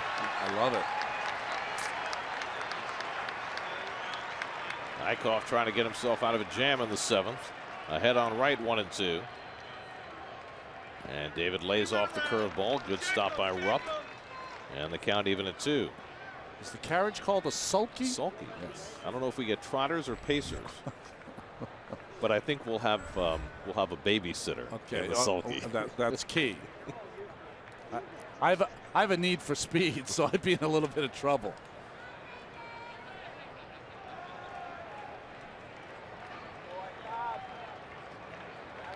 Eichhoff about to throw his 100th pitch of the game. 2 on, 2 out, 2-2 to David Wright. And David goes down swinging on the curveball, and Eichhoff gets himself out of trouble. Strikes out 3 in the inning. He's got 9 for the night. What a curveball. Stretch time, 2-1 New York.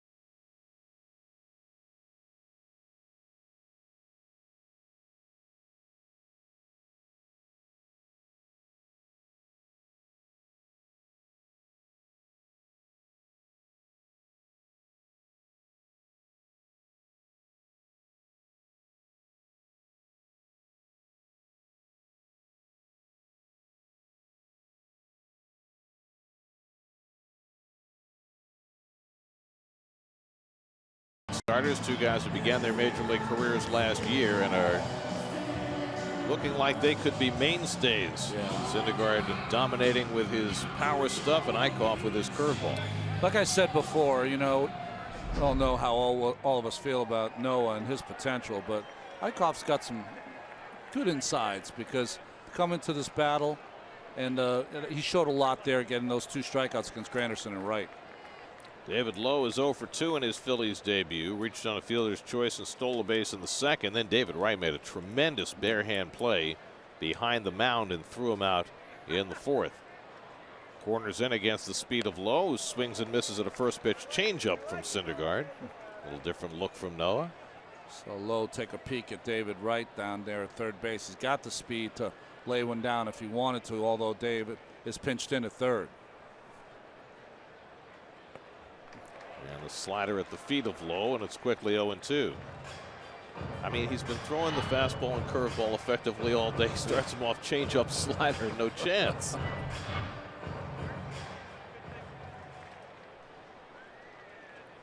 Syndergaard has struck out 8. Rolled right to Walker, down to a knee, throws out low, 1 away. Drive around the majors brought to you by Chevrolet. Jay Happ off to a terrific start for the Blue Jays, who hung on when Drew Storen struck out Big Papi to end the game. 4-3 in the Patriots Day game. Colorado and Cincinnati 1-1 in the 7th. Giancarlo Stanton has his 3rd of the year. The Marlins lead the Nats and Tanner Roark 5-1 in the 6th. So Colorado got a good pitching performance last night from Tyler Chatwood. And now Jordan Lyles tonight as David Hernandez gets loose in the Phillies bullpen. You know the key to the Rockies getting good pitching performances? Leave home. Yeah. I mean, Cincinnati's a great hitter's ballpark, but it's not like pitching at Coors Field. Jerry Blevins, Jim Henderson up in the Mets bullpen behind Syndergaard, who's up to 87 pitches. Hernandez takes low and in, 2-1. Well, Chatwood pitched great yesterday for the Rockies, but how about Nolan Arenado? Well, you talked about Trout and Harper being 1 and 2. Arenado's starting to get in at least the top 5. Well, especially if you throw in defense. Yeah. I mean, he's as good a defensive player as there is in the National League, regardless of position. Plays third base at a level that others can only dream of. Scott Rowland-like, as you talked about before. 2-2 from Syndergaard. Check swing, and he just got a piece of that, and that caught the home plate umpire, Greg Gibson. And Plawecki's going to give Gibson a moment. Peter Borges on deck.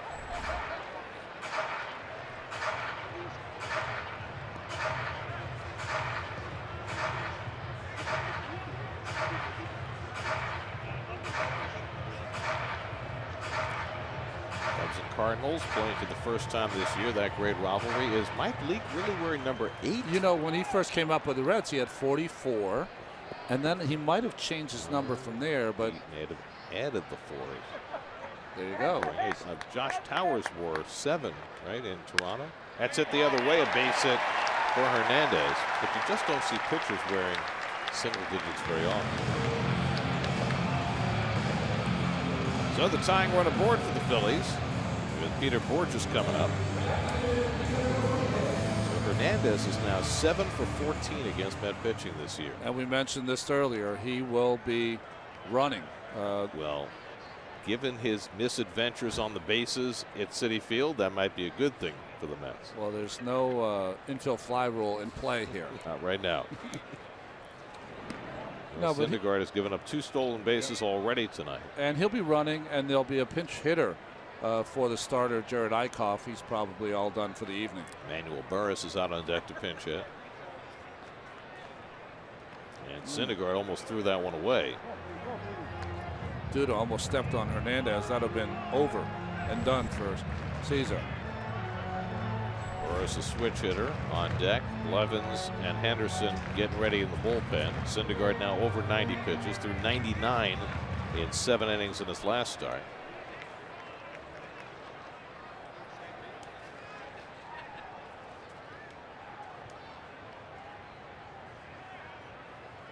And Borges trying to bunt his way on, pops one up easily for David Wright.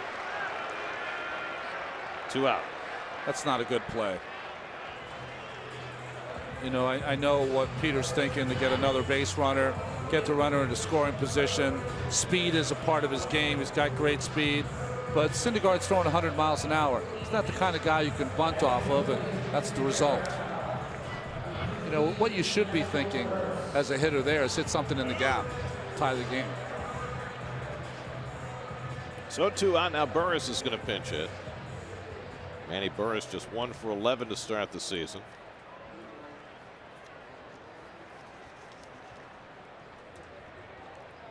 For a team that has not hit particularly well, Philly pinch hitters have done well. Just they're 5 for 19 this year. Burris batting for Eichhoff, who's done after 7 very good innings. Eichhoff allowed 2 runs and 5 hits, walked 3, struck out 9. And throw over to Duda. It was nice to see that first base coach's name back in the Philadelphia Philly uniform, Mickey Morandini. Very good second baseman for the Phillies back in the 90s. In that 93 team we were talking about. He and Kevin Stocker were the double play combination. Mickey was a good player. And the best part about having Mickey Morandini on the Phillies was listening to Harry Callis say his name. That's an absolute.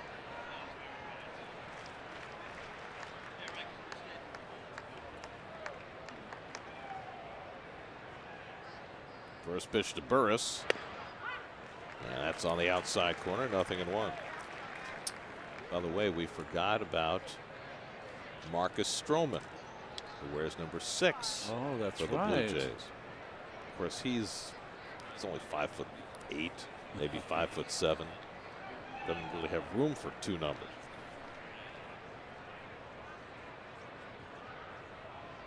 There goes Hernandez. It's slapped down to third, and Wright has got it.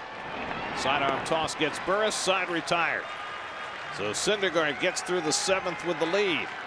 Another strong outing for Noah. And that sends us to the 8th in the city of brotherly love. 2-1 New York.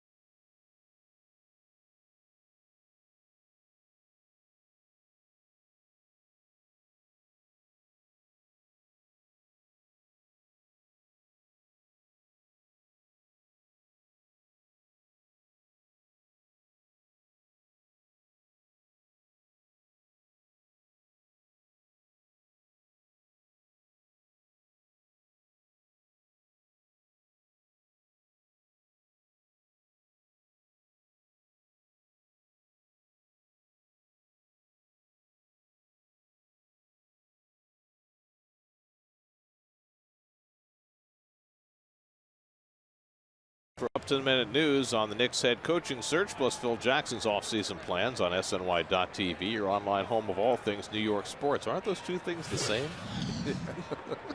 That sounded a little redundant. David Hernandez will pitch the 8th inning for the Phillies. Got off to a little bit of a slow start here, especially with the walks for Hernandez. Michael Conforto leads off and takes high ball 1. See, now the Phillies had the lefty up in the bullpen in the last inning. You have Conforto leading off. If I'm the Phillies, I bring in the lefty to face Conforto, if only to force Terry Collins' hand. And if Terry doesn't change and take Conforto out for the at-bat, it's lefty-lefty matchup. It's something that he doesn't have a lot of experience with.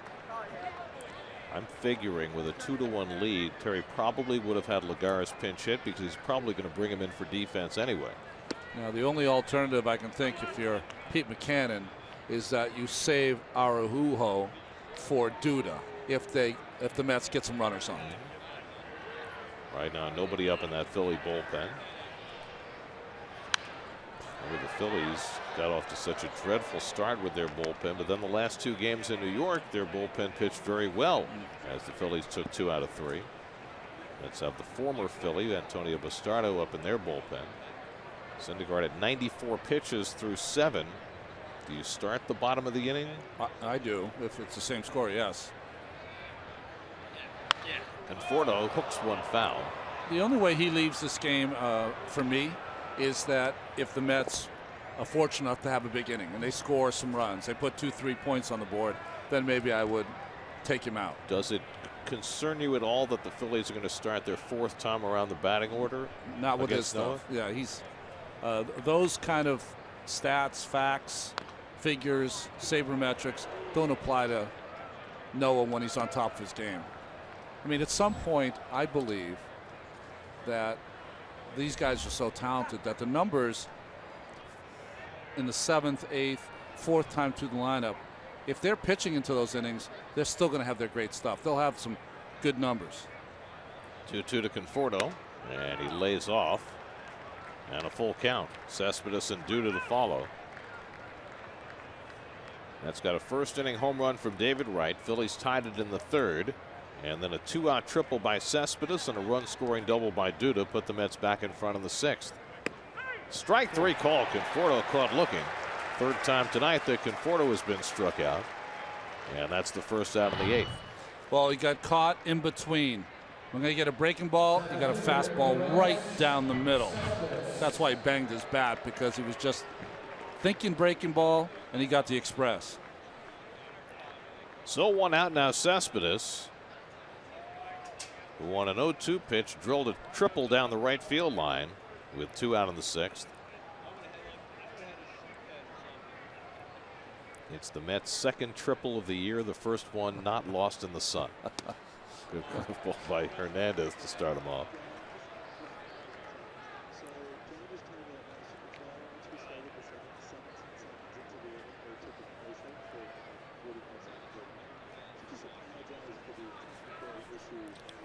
We'd like to apologize for the technical issues that took us away from you earlier this inning. We're back and happy to be back. I wasn't happy with my analysis anyway, so thank God they blocked us out. So they covered you with a little bit of a commercial. Thank you. It's not often that in live TV you get a do-over. I know. Boy. So what did they miss? Michael Conforto, 8-pitch at bat, took a call, 3rd strike. I said David Hernandez, no chance he could strike out Conforto in that situation. Thank God they blocked me out. Oh, I just said it again. Cespedes takes outside. You know, it's live TV. Sometimes things happen. Anything can happen once. I mean, we've had, you know, recordings played before that weren't supposed to be on the air. Let's foul back. Boy, Cespedes is taking some hellacious swings in the game tonight. So he's got that contusion that is pretty big on his leg. Right. And someone asked Terry today, well, you know, is it going to get better? He said, well, it will get better unless someone hits him in the leg again. Or he dives into the stands again.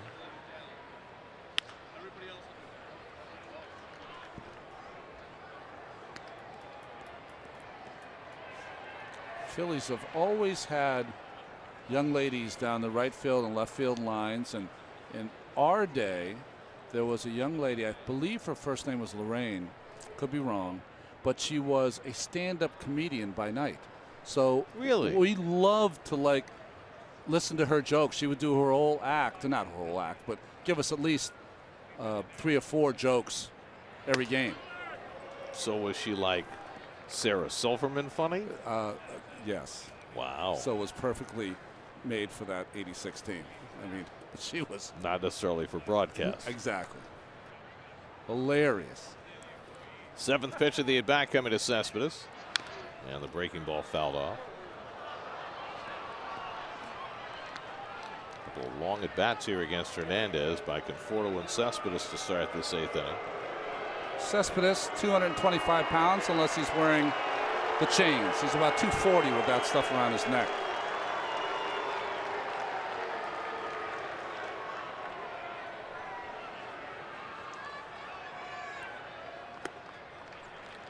Any more chains on him, he'd be like Marley's ghost. Yeah. You shouldn't say anything though. Oh, he's got a ring there attached to right above the 52. He can never change his number. 9th pitch of the at bat, and Cespedes goes fishing for strike 3. Leaves the batting circle. Well, it's a lot of strikeouts for Mets hitters this evening. Good pitching by Eichhoff, and hate to see him not run to first base on those 3rd strikes. We saw it a couple of times last year. I think that should always run. Okay, always run. It just looks bad to the fans that watch the game. But I think in today's game, if you've got a little pain or ache or whatever, you're almost given a pass to not have to do it. Here's Duda, who drove in the go-ahead run with an opposite field double that David Lowe came within inches of catching in the 6th inning. And that's the difference in this game. And you could go all year and the catcher never make an errant throw, but all it takes is one in a close game. You never know. All you have to have is John Lester catching. John. You see the throw he made yesterday? He's able to laugh about it. I think it's great that he's able to laugh about it. He's obviously got the yips thrown to the bases, and that can happen. Now, from 60 feet 6 inches, you don't get much better. But no, but from 40 feet along the first baseline, a problem. I mean, he two-hopped the throw to first base, which was, odd enough. The oddest thing about it was he got the guy out.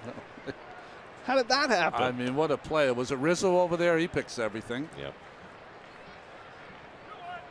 Yeah, and you're right, because Lester, he did laugh about it. In fact, he joked that it should have been on a highlight on Sports Center. You know what he did have last night? He had a ringing double. He's starting to hit a little better than his 0 for whatever it was there for a while. Oh. Duda cranks one to deep right field. Forget it. That is long gone off the facing of the second deck. Lucas Duda with his first home run of the year, and he hit it with authority. And the Mets now lead 3-1 in the 8th.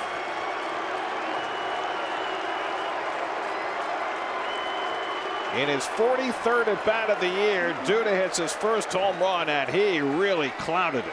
Well, you got a lot of Mets fans here. You heard the Duda chant after he just killed that baseball.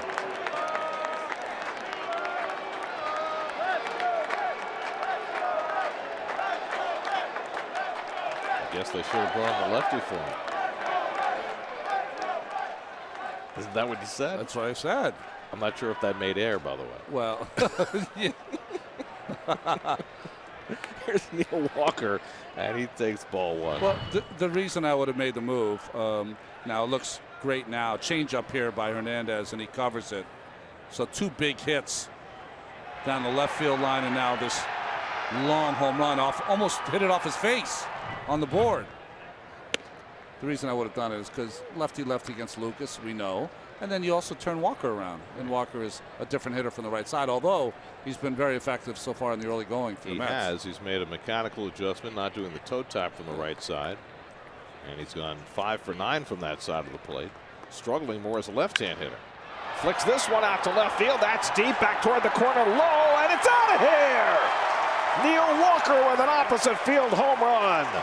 Duda and Walker go back-to-back, and the Mets lead it 4-1. Number 4 for Neil Walker. He's going to like playing in this park. I knew he had power. I didn't know he had that kind of power to left field. That was pretty impressive. He played in the ballpark for all those years that so deep to left field and left center. Well, think about the National League Central. There really isn't a park where left field is an easy poke. That's right. This one is.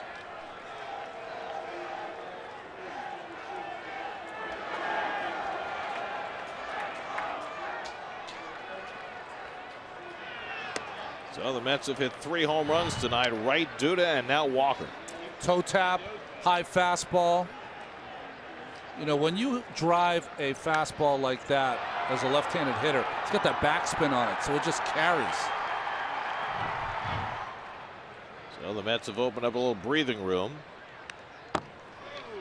Now Cabrera trying to join the party, fouls one back. And he knew it right away. And so did we in the booth there.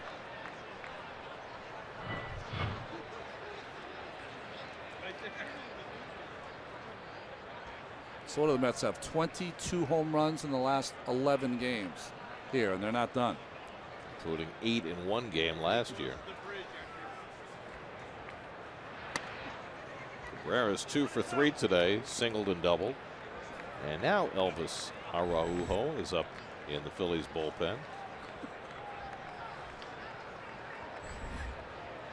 Hernandez struck out the first 2 batters of the inning, and it's given up 2 home runs after that. Now remember, both those at bats, Conforto 8 pitches, Cespedes 10 pitches. Does that have any impact on the 2 hitters to follow? It has some impact, but I think what had a bigger impact, Gary, for the manager, when you watch your reliever come in and strike out the first 2 guys, you know what your thought is? Oh, he's got his A game. And Cabrera's got his 3rd hit of the night as he yanks another one into right field. So as Dribble Cabrera is 3 for 4. That's an excellent point, Ronnie. You know what I mean? Didn't think about it that way. You get a little intoxicated with what you're seeing. It's like, and you boy, figure, he's got his A game. Let's let him fly. And now Bob McClure, the pitching coach, is out to talk. So 3 straight 2-out hits for New York. The 2 home runs and then a base hit by Cabrera to keep the inning going, with Kevin Plawecki coming up. It's funny, you know, remember Mike Maddox when he was the pitching coach for Texas and now he's in Washington. When he would come out to talk to his pitchers, he'd put his hand on the pitcher to feel how tense they were. Well, Bobby McClure puts his hand on the catcher, which I don't think has the same effect. Why would the catcher be tense? Putting down the wrong fingers, maybe.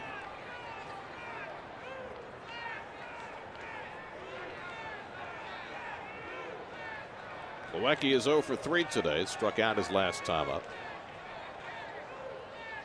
When you think about an outing like this, as Hernandez just threw his 30th pitch of the inning, is it probably takes him out of tomorrow's game and maybe the next day as well.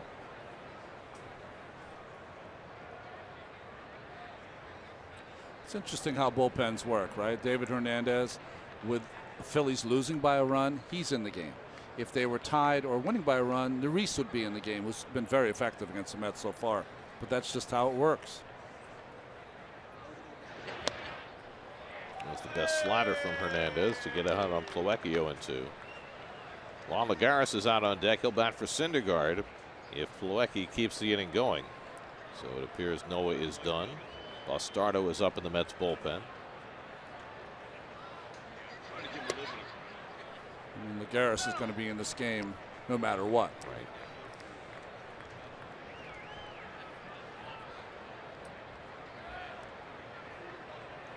The dearth of left-handed starting pitching, Juan has become the forgotten man.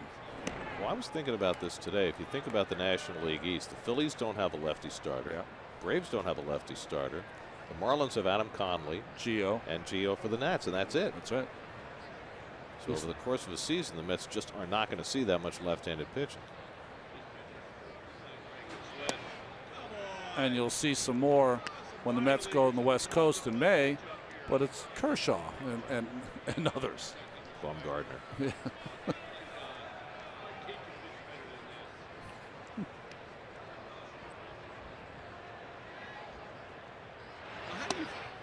Plawecki strikes out to end the inning. Hernandez strikes out 3, but in between, back-to-back home runs. Lucas Duda's first of the year, a mammoth shot, and Neil Walker goes the other way for his 4th. And the Mets lead 4-1 as we go to the bottom of the 8th in Philadelphia.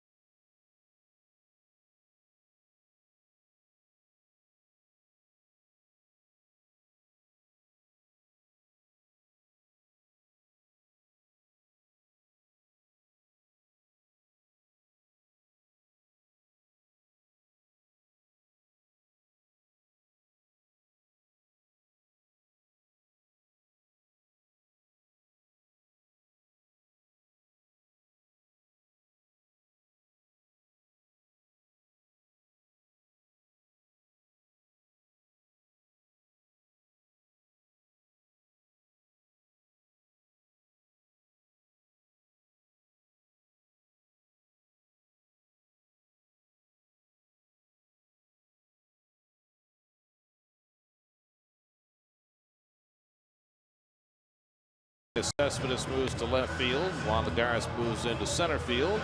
And on the pitch in the 8th is the former Philly, Antonio Bastardo. I wasn't there, Gary, but you told me on Friday night he looked the best he's looked all season long. He pitched in 275 games for these fighting Phils at the beginning of his career, and now with a multi-year contract with the Mets. MLB.TV Premium is the #1 live streaming sports service. Watch every out-of-market game live in HD on over 400 supported devices.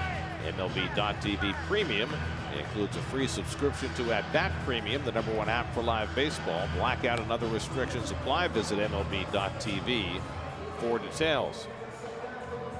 Top of the batting order coming up for the Phillies in the 8th against Bastardo, Galvis, Herrera, and Franco. Mets 4 runs, 8 hits. The Phillies 1 run and 5 hits.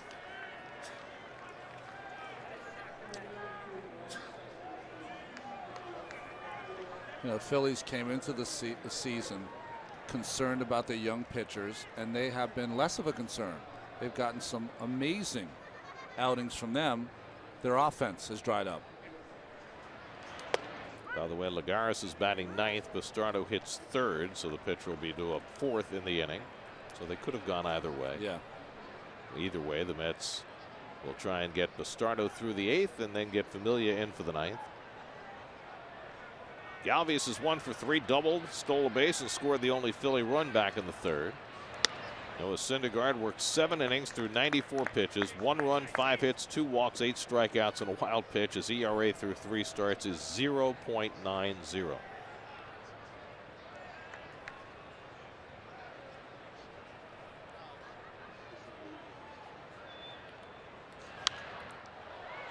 Two to Galvis. Addison Reed will stay busy in the Mets bullpen in case Bastardo needs help. But you're right, Ronnie. Bastardo faced 4 batters Friday night in Cleveland. His command of his fastball was pinpoint, and he struck out 2 of the 4 batters and retired them all. Well, when he first pitched for the Phils, and we talked mostly about his velocity then, but we forgot his control was impeccable. He's lost some of that control the last few years.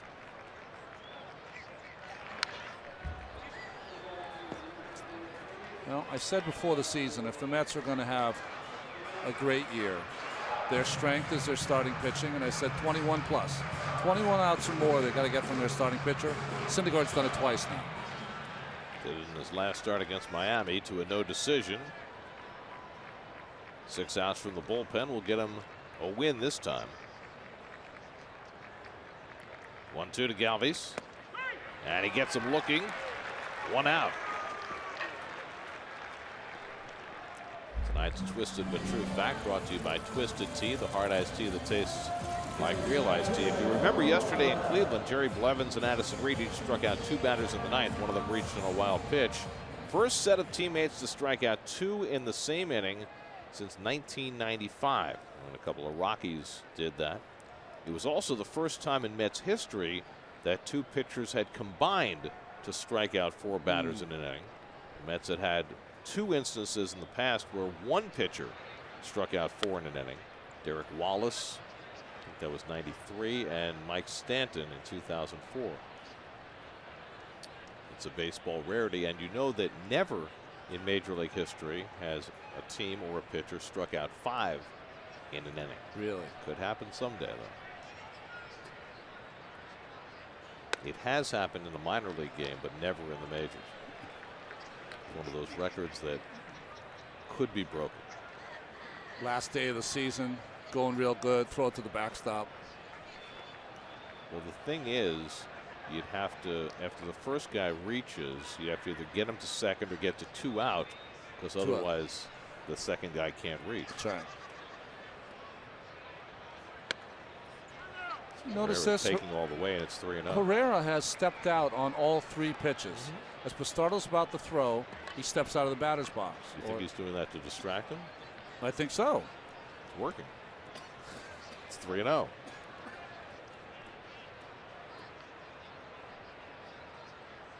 And he does it again and takes a strike. And this time I would think he would stop doing that. Well, it's a bad habit. I mean, what do you do when you're in the box? You want to, even if you're going to take a pitch, you want to watch it all the way in the stance that you would take, that you would hit in, because that's replicate what you're going to try to do if you face a pitch in the strike zone.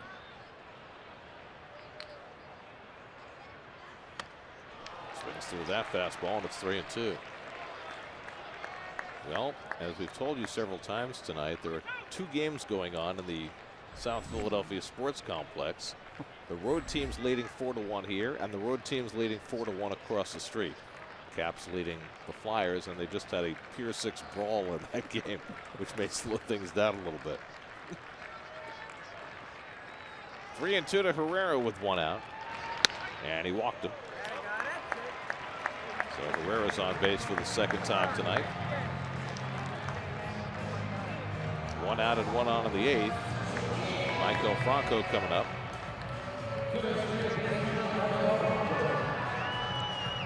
So you've got Reed up in the bullpen. You got the right-hand hitter up here, but you've got Ryan Howard waiting on deck. No, you came into this inning thinking that Bastardo, if he didn't get him 1, 2, 3, would have to stay out there to face Howard. So they've been batting Darren Ruff for him though occasionally, right? They have against the left-handers. You know, the Phillies have a new general manager this year, Matt Klentak, and one of the directives this year was that they would try to improve their defense, particularly their outfield defense. But the outfield offense has been so bad that Pete Mackanin did something that he swore he was not going to do. He put Darren Ruff in the outfield the other day. That's how much they've struggled to score runs. Sometimes there are desperate measures necessary, but today the Phillies reached down to the minors and brought up David Lowe, a veteran bat, to try and give them some more punch in the outfield. But, you know, Lowe's a guy with 200 in the big leagues last year. 0-2 to Franco. And he struck him out. All high fastballs from Bastardo. And he takes care of Franco for the 2nd out. Well, that was a young at-bat by Mr. Franco. He was just, from the second he stood in the batter's box, he just wanted to hit the ball 500 feet and never got a strike.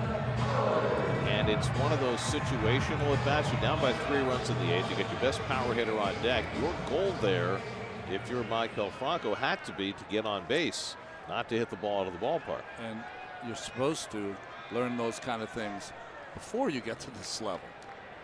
So now it's Ryan Howard, who's singled and walked today, 1 for 2. And he cannot tie the game with 1 swing. And in this spot, Pete Mackanin leaves him in, figuring that if he puts up Ruff, the Mets are going to go to Addison Reed anyway.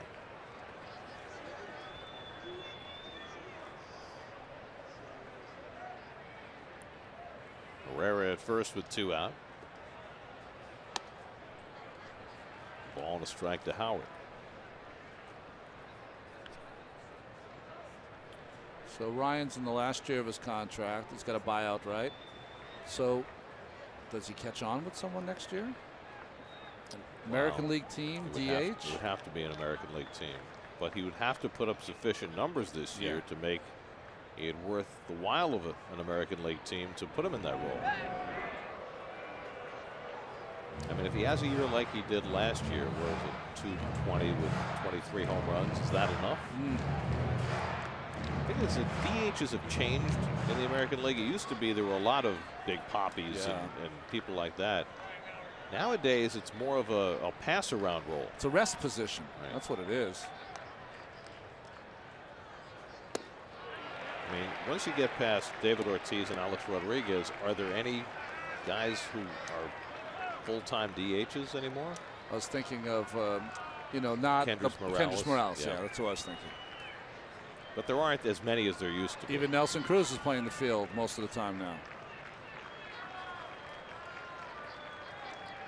1-2 coming to Howard. The runner goes. Howard takes outside. A huge jump for Herrera, and he steals 2nd.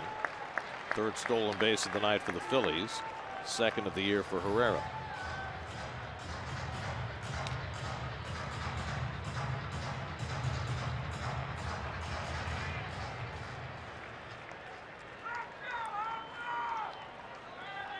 Phillies with 5 hits tonight. They have not had a double-figure hit game yet this year.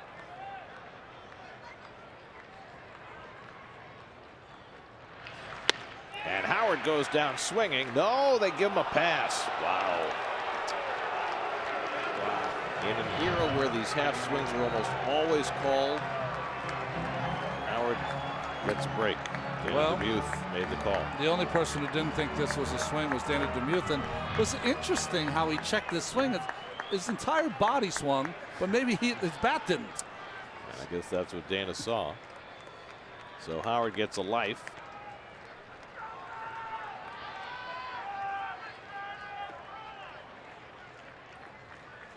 And dies the second time.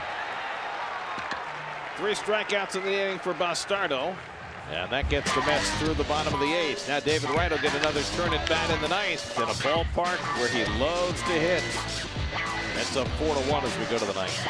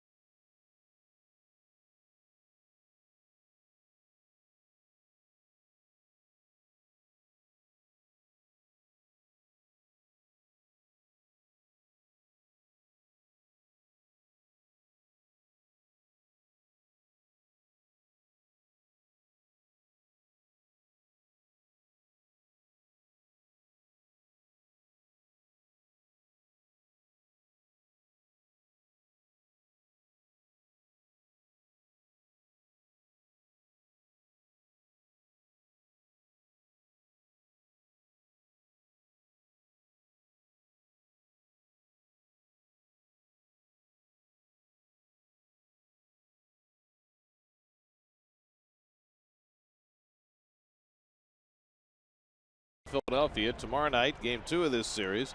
Logan Verrett makes his second start against Vince Velasquez. Coverage begins at 6 o'clock on SNY.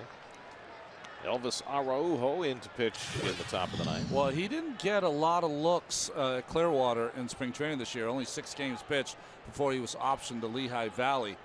Only pitched an inning and third before being called up to replace Daniel Stumpf. But he had some good moments last year. He had, 38 consecutive batters without giving up a hit. The old record was held by Antonio Bastardo. Jerry's Familia getting ready for the save chance in the bottom of the 9th. Juan Lagares batting for the first time. And he hits one toward the middle of the diamond, and that sneaks through for a base hit. So Lagares, who has really made a living out of hitting lefties, behind in the count 0-2, and he sneaks one up the middle for a leadoff hit.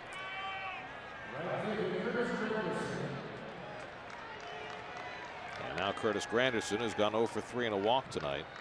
The Phillies starter tonight, Jared Eichhoff, went 7, allowed 2 runs, 5 hits, 3 walks, 9 strikeouts. Eichhoff through 3 starts has an ERA of 1.89, but unless the Phillies rally, he'll fall to 1-2. It is not easy being a Philadelphia pitcher right now with their dearth of offense. Yeah. The Phillies came into the night averaging 2.6 runs per game. Unless they score 3 runs in the bottom of the 9th, it'll be the 8th straight game where they score 3 runs or fewer. And as we mentioned earlier, they have not had a 10-hit game this year. And they've already had the longest stretch from the start of a season without a 10-hit game since at least 1913. Yeah, you said that, and I couldn't comment on it because I had to process it first. Because, wow. Granderson hits a double play ball. Franco takes it to the bag. That is a 5-5-3 double play. With Franco, the third baseman, stationed right near the second base bag. Well, you're used to seeing a 5-5-3 double play by a third baseman when he steps on third and throws to first, but not usually when he steps on second and completes the double play. Now let me ask you a question, because I'm really ignorant about this. When they put together the fielding numbers, like the zone ratings and the defensive runs saved, how is that factored in, where a third baseman is playing nowhere near third base? Does he get credit for that? If he misses the ball, does he get debits for that? How does that work? I think how it works is whatever position he is in, credits or debits depending on whether he fields or doesn't field the ball, even if he's out of his position. So in the way the shifts work now, you could have a high percentage of chances that aren't at your position.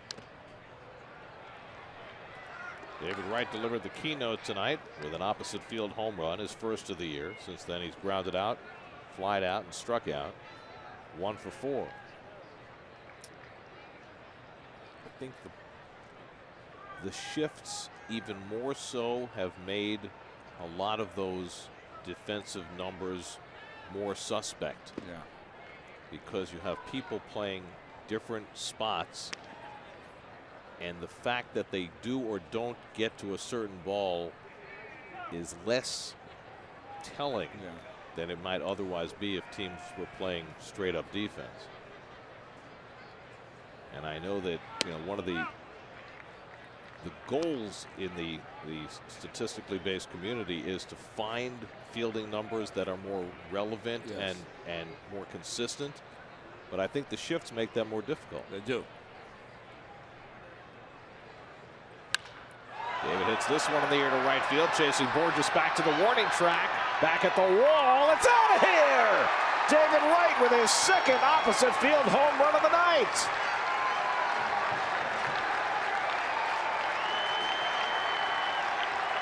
David might just want to buy a condo here in Philadelphia and settle in. His 22nd home run at Citizens Bank Park, his second tonight, and the Mets now lead 5-1. Gary, correct me if I'm wrong. Day off yesterday for David Wright. Wilmer Flores got the start, so got a chance to give his back a rest, a break, and comes out here smoking in Philadelphia, his favorite ballpark. 22 home runs now. 69 RBI. Now Wilmer Flores pinch hitting for Bastardo.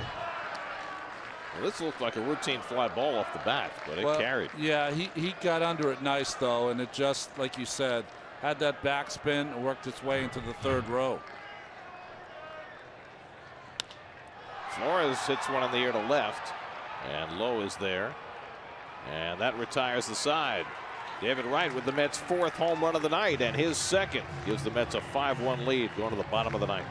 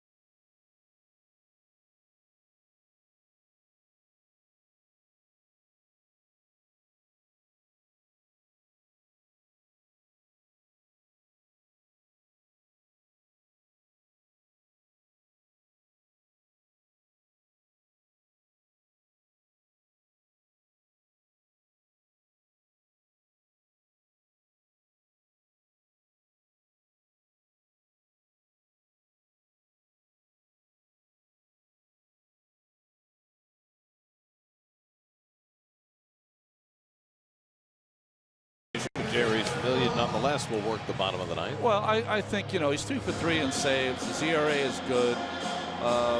3 walks in 6th inning. He needs one of those dominant 1, 2, 3. You have no chance, Phillies kind of outing. Let's see if he can have it tonight. Coming up tonight after the post-game show, it's Geico Sports Night with Doug Williams. Bill Jackson has a secret triangle clinic. Wow. Is that like a invitation only thing? I guess we'll find out from Doug tonight on Sports Night. The bigger question is, are we still running the triangle? Isn't that a bigger question? I'll keep it to myself, sorry. Cameron Rupp will lead off in the bottom of the ninth. By the way, speaking of basketball, you know, the real basketball, college game. Oh, yeah. I've seen more Villanova paraphernalia around Philadelphia today than I've seen in 20 years. The bandwagon is just enormous. But they were a great story, weren't they? I mean, that's why. Well, look, I love the fact that that Villanova won. I'm just saying, there are all of a sudden a lot more Villanova fans around Philly than there used to be. Let me ask you a question. You're a ball player. You're one of the stars here in Philadelphia. Do you live in Villanova? Is that where you live? If you got a lot of coin, a lot of money. Well, you can have a lot of coin if you're one of the stars here. Cameron Rupp bounces one toward the middle, and that'll go through for a base hit. So Familia, who gave up 2 hits and a walk before he got the 1 out he needed against Cleveland on Saturday, gives up a base hit to start his stint tonight. And now David Lowe, who's gone 0 for 3 in his Phillies debut. Well, the Mets hit 4 home runs their first night in Cleveland. They've hit 4 home runs tonight. Well, they said once the weather heated up, they'd heat up a little, and they have been prophetic. So the Mets have hit 11 home runs now in 4 games on this road trip, after hitting just 2 home runs in their first 8 games before that.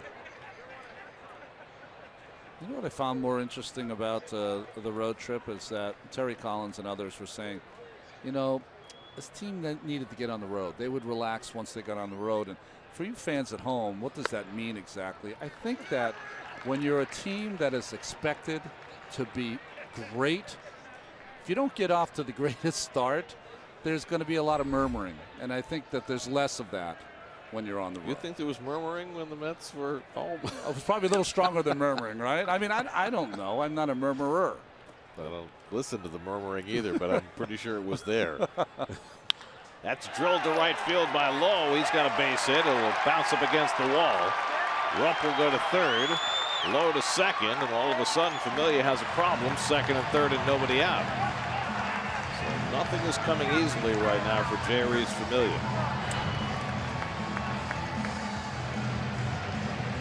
Well, I think for Jay Reese, what you have to concentrate on is the ball game. So forget about the runners that are on. Clean up your mechanics a little here against Hernandez, and forget about the base runners.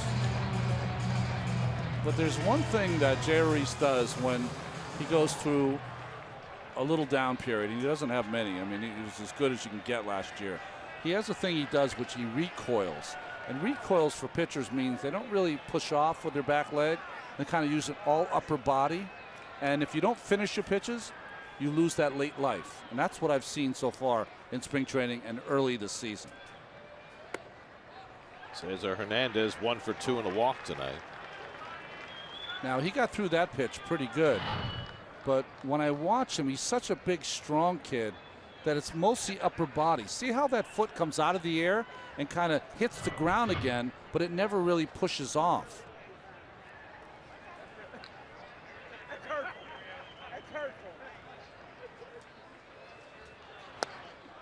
I mean, it's not as violent as Pedro Martinez, but it's got a little bit of that feel that he bangs his foot on the ground. Hernandez has done well against Familia in limited opportunities, 3 hits and 4 at bats. Phillies need 1 more base runner to get the tying run of the plate. Andres Blanco is on deck to pinch hit. Familia throws one by Hernandez, 1 and 2.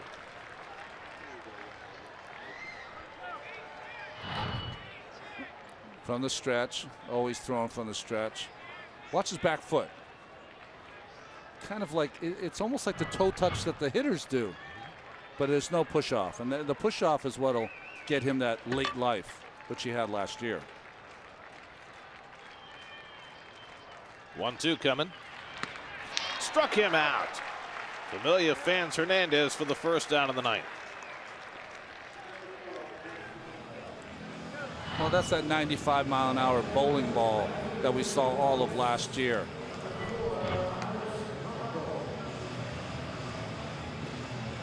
Now Andres Blanco will bat for Peter Borges, and Darren Ruff has come out on deck to bat for the pitcher.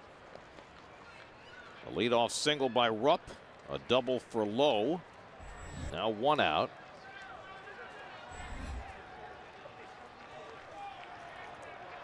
Blanco started a couple of games against the Mets in New York when Michael Franco was banged up.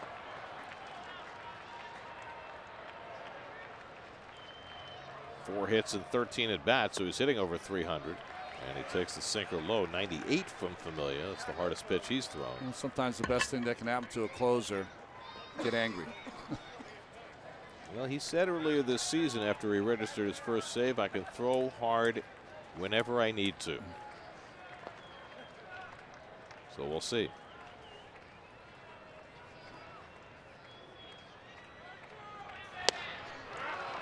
And he gets ahead on Blanco, or gets even on Blanco, 1-1.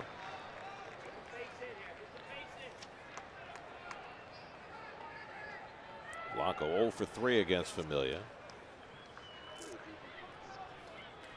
Defensively, Cabrera shaded up the middle. David off the line. And you can see the outfield of Lagares and Cespedes playing over to left. And Blanco pulls one down to Duda, who snags it and makes the play for the out. As Rupp comes home, it's now 5-2, but more importantly, Familia gets the second out of the inning. But another hard hit baseball. This ball hit right on the nose. Very nice by Lucas. Just concentrate on making the play. Don't worry about the base runners. You get the out. So now the Phillies are down to their final out of the night, and Darren Ruff will be the pinch hitter.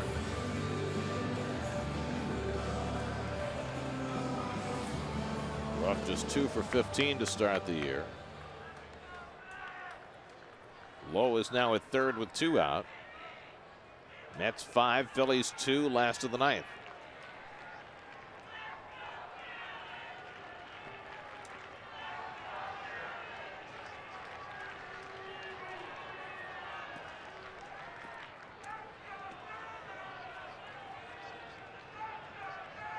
First pitch to Ruff, and a slider to start him off. Familia knew he'd be aggressive. That was a good one.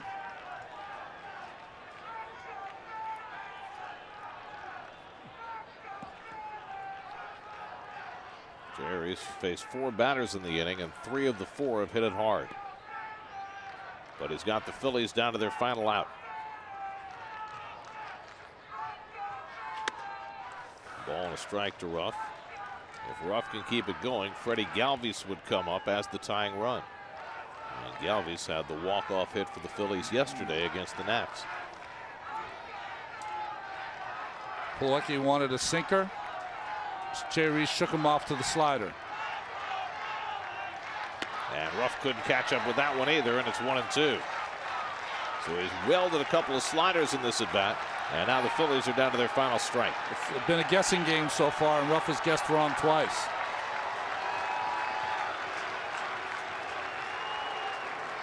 Back to the slider.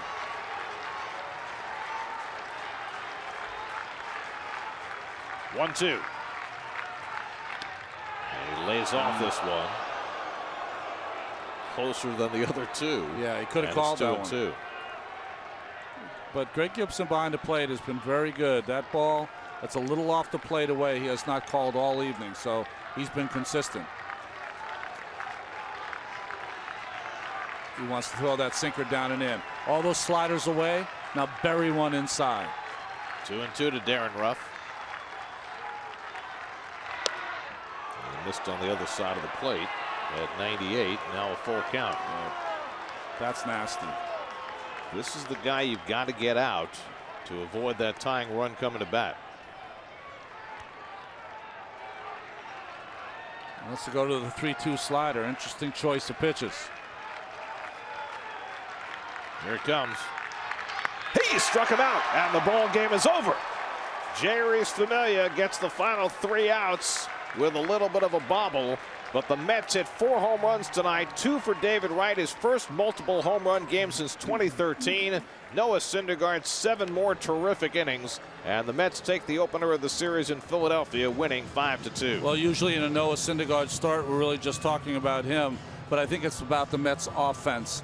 Since Conforto was put in that 3rd spot, he did not have a great night tonight, but everyone around him in that lineup.